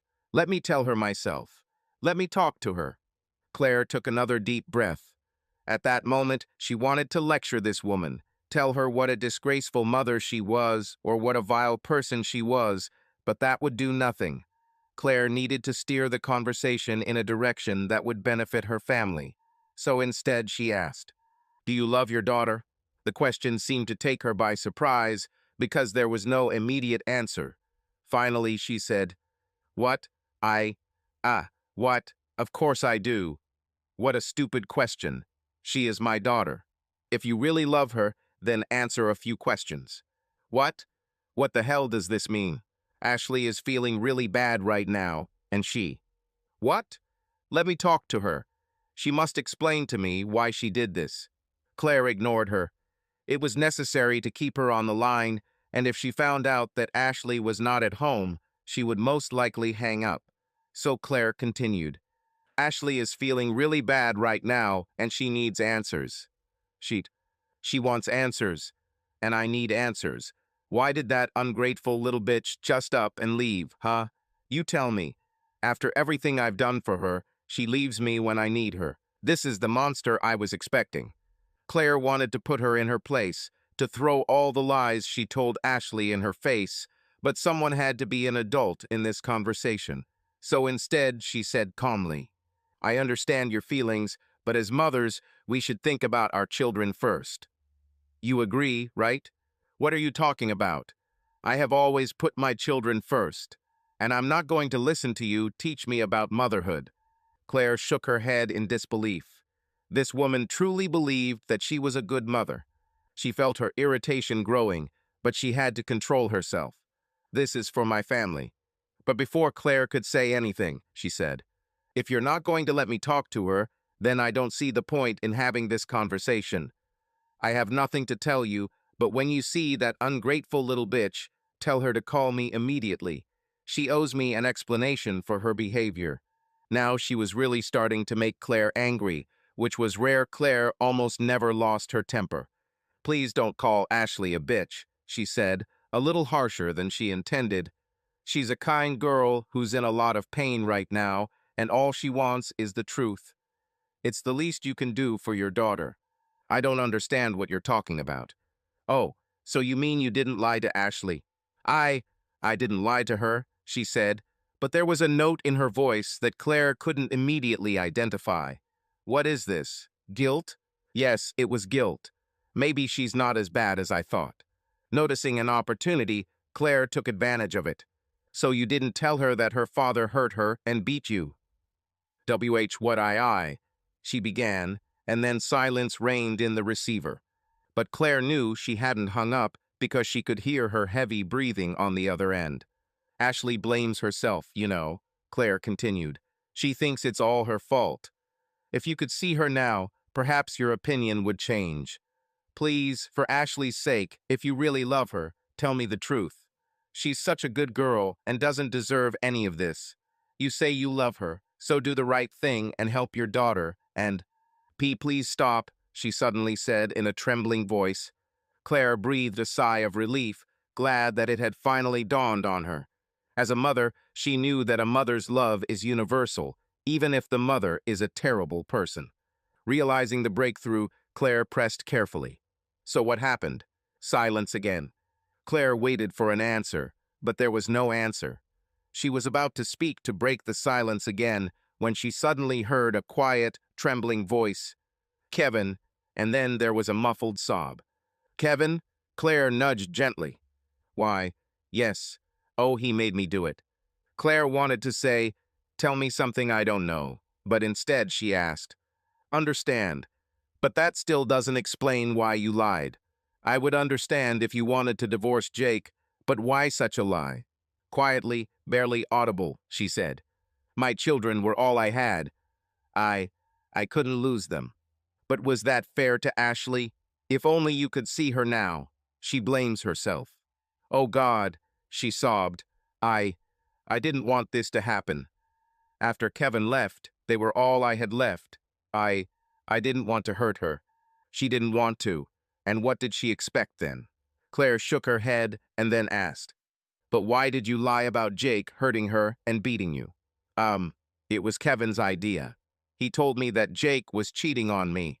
He he said that he still loves me and we can start a new family.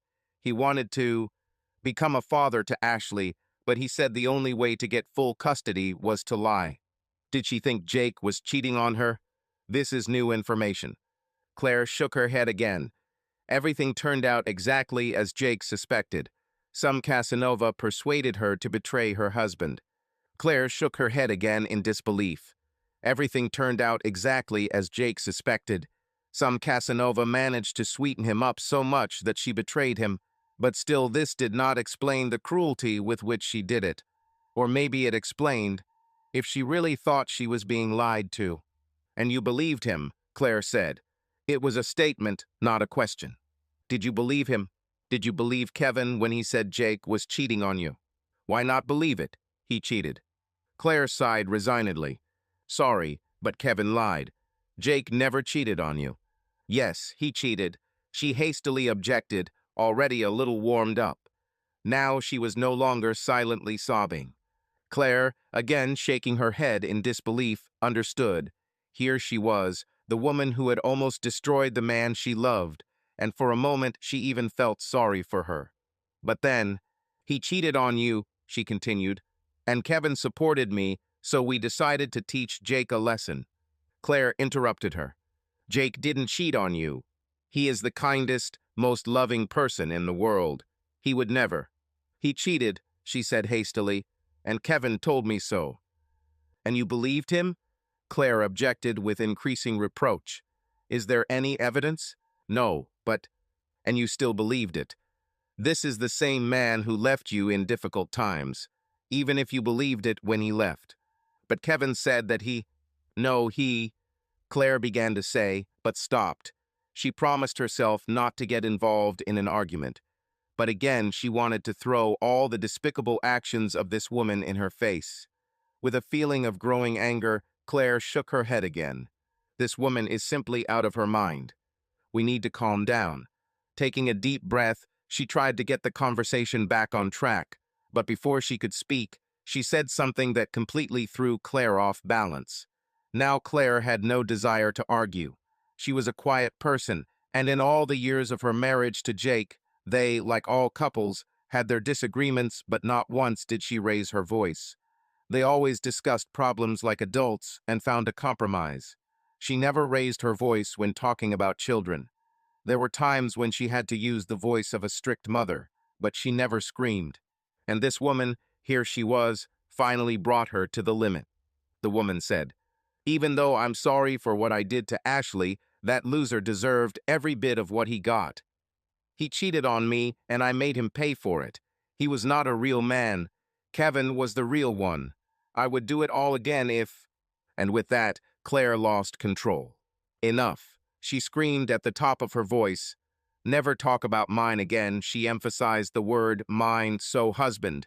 Do you hear me? You are a woman of easy viability. You are a shame to humanity and modernity. Only a devious person could do this to you, whom you said you loved. Fuck you, she shouted back. But Claire ignored the interruption and continued. Only a deceptive person could do this to someone she claimed to love. Do you know what? I want to thank you for destroying Jake. You do not deserve a man like this. And don't worry, I will be the mother Ashley deserves. And remember, like the job, like the pay, goodbye, and she hung up. Claire sat up, taking a deep breath. This bitch, she finally whispered. She's just as bad as I thought. Claire clenched her fists and slammed the table furiously. Damn her, she said, taking a deep breath, trying to compose herself. She didn't like losing control, but this woman had gone too far. No one had the right to talk about her husband in that way. She hit the table again, then shook her head and sighed regretfully. We need to calm down. Claire sat with her face in her hands, trying to calm her thoughts. Yes, she lost her composure, but the question was, did she achieve her goal? Well, she learned one new detail. She believed Jake cheated on her. But Claire knew that wasn't the case. Clearly, Kevin was using this as an excuse, and not a very original one, to get into her arms. And the fact that she believed him without evidence showed her true colors. But will this help her family? Claire thought for a moment. Yes, she finally told herself. This will definitely help. Now they know why this happened, and the reason for my call was precisely to find out. Maybe this will give Jake and Ashley some closure. Knowing the truth is always better. But is this enough? Claire thought. Will true order ever be achieved? But one question remained unanswered, and for that she could only blame herself. Why did she keep the letters? Her attitude towards Jake did not match her actions. If she really hated him that much, she would have immediately thrown away the letters upon receipt. Claire racked her brain for a logical explanation. She tried to take his place. The only thing that came to her mind was that maybe on a subconscious level she felt guilty. Who knows, Claire thought. There was no point in trying to understand the reason. The main thing is that Ashley found them, and now she is here. That's all that matters. As Claire continued to collect her thoughts, she recalled the entire conversation. This woman really made her lose her composure. No one had ever pissed her off like that before. Well, my ex, he's always been a problem for me, she reminded herself. And then she laughed. The exes and I never seemed to get along. But still, she was offended that she had lost control. She was an adult, not a 16-year-old drama queen. But no one dared to talk about her husband in this way. She laughed again. This was somewhat satisfactory. And did Claire really mean what she said? Is it true that she's grateful that he dumped Jake? Yes, I think so. But does this make her selfish? If you're honest with yourself, maybe yes, but for the right reasons. Jake had to go through a terrible test, a test that nearly destroyed him so they could meet and fall in love. And does she regret it? Claire thought for a moment. But the answer came quickly. No, I have no regrets. I love this man too much. He is my soulmate, and I don't know where I would be without him. And Claire meant what she said when she talked about being the mother Ashley deserves. Ashley might never call her mom, but that was fine with her. Claire nodded decisively, as if confirming this, and said out loud, I will be the best mother I can be for her. Taking another deep breath, she stood up and looked around the kitchen, taking in everything around her. She smiled, looking at her surroundings. This was the house she and her husband had built for their family, which now included Ashley. I'm such a happy woman, she said out loud. Looking back at the time on the microwave 5:04, Claire realized it was late. She needs to get ready. Jake was expecting her at the bar at 6:30, so they could have dinner together before he got busy preparing for tonight's show. For a moment, she thought about telling him about the call at dinner, but she resisted. I'll tell him in bed today. Let's just enjoy the evening. And would he be angry that she went behind his back? No. They trusted each other unconditionally. He might be a little angry at first, but then he would understand why she did what she did. Damn, she took it from him. He always put his loved ones above all else. Then she smiled. Tonight should be fun. She was looking forward to Jake and Ashley's public debut, and Robin, Garrett's wife, will be there too. Claire always had fun when it came to wine, music, and Robin. For now, she decided to put the last 30 minutes in her mind, but she knew that the difficult times were not over yet. Ashley still had a long way to go, but Claire was optimistic. She didn't give up when Jake needed support, and she wasn't going to give up now. She will do anything to save her family. But the final question still remained. Will all the dots ever connect into a single whole? Probably not. But that's life. End. Subscribe to our channel so that your love doesn't cheat on you, and go ahead and listen to the next story, because this story is nothing compared to the next one. If you're under 18, don't even think, click to the next one.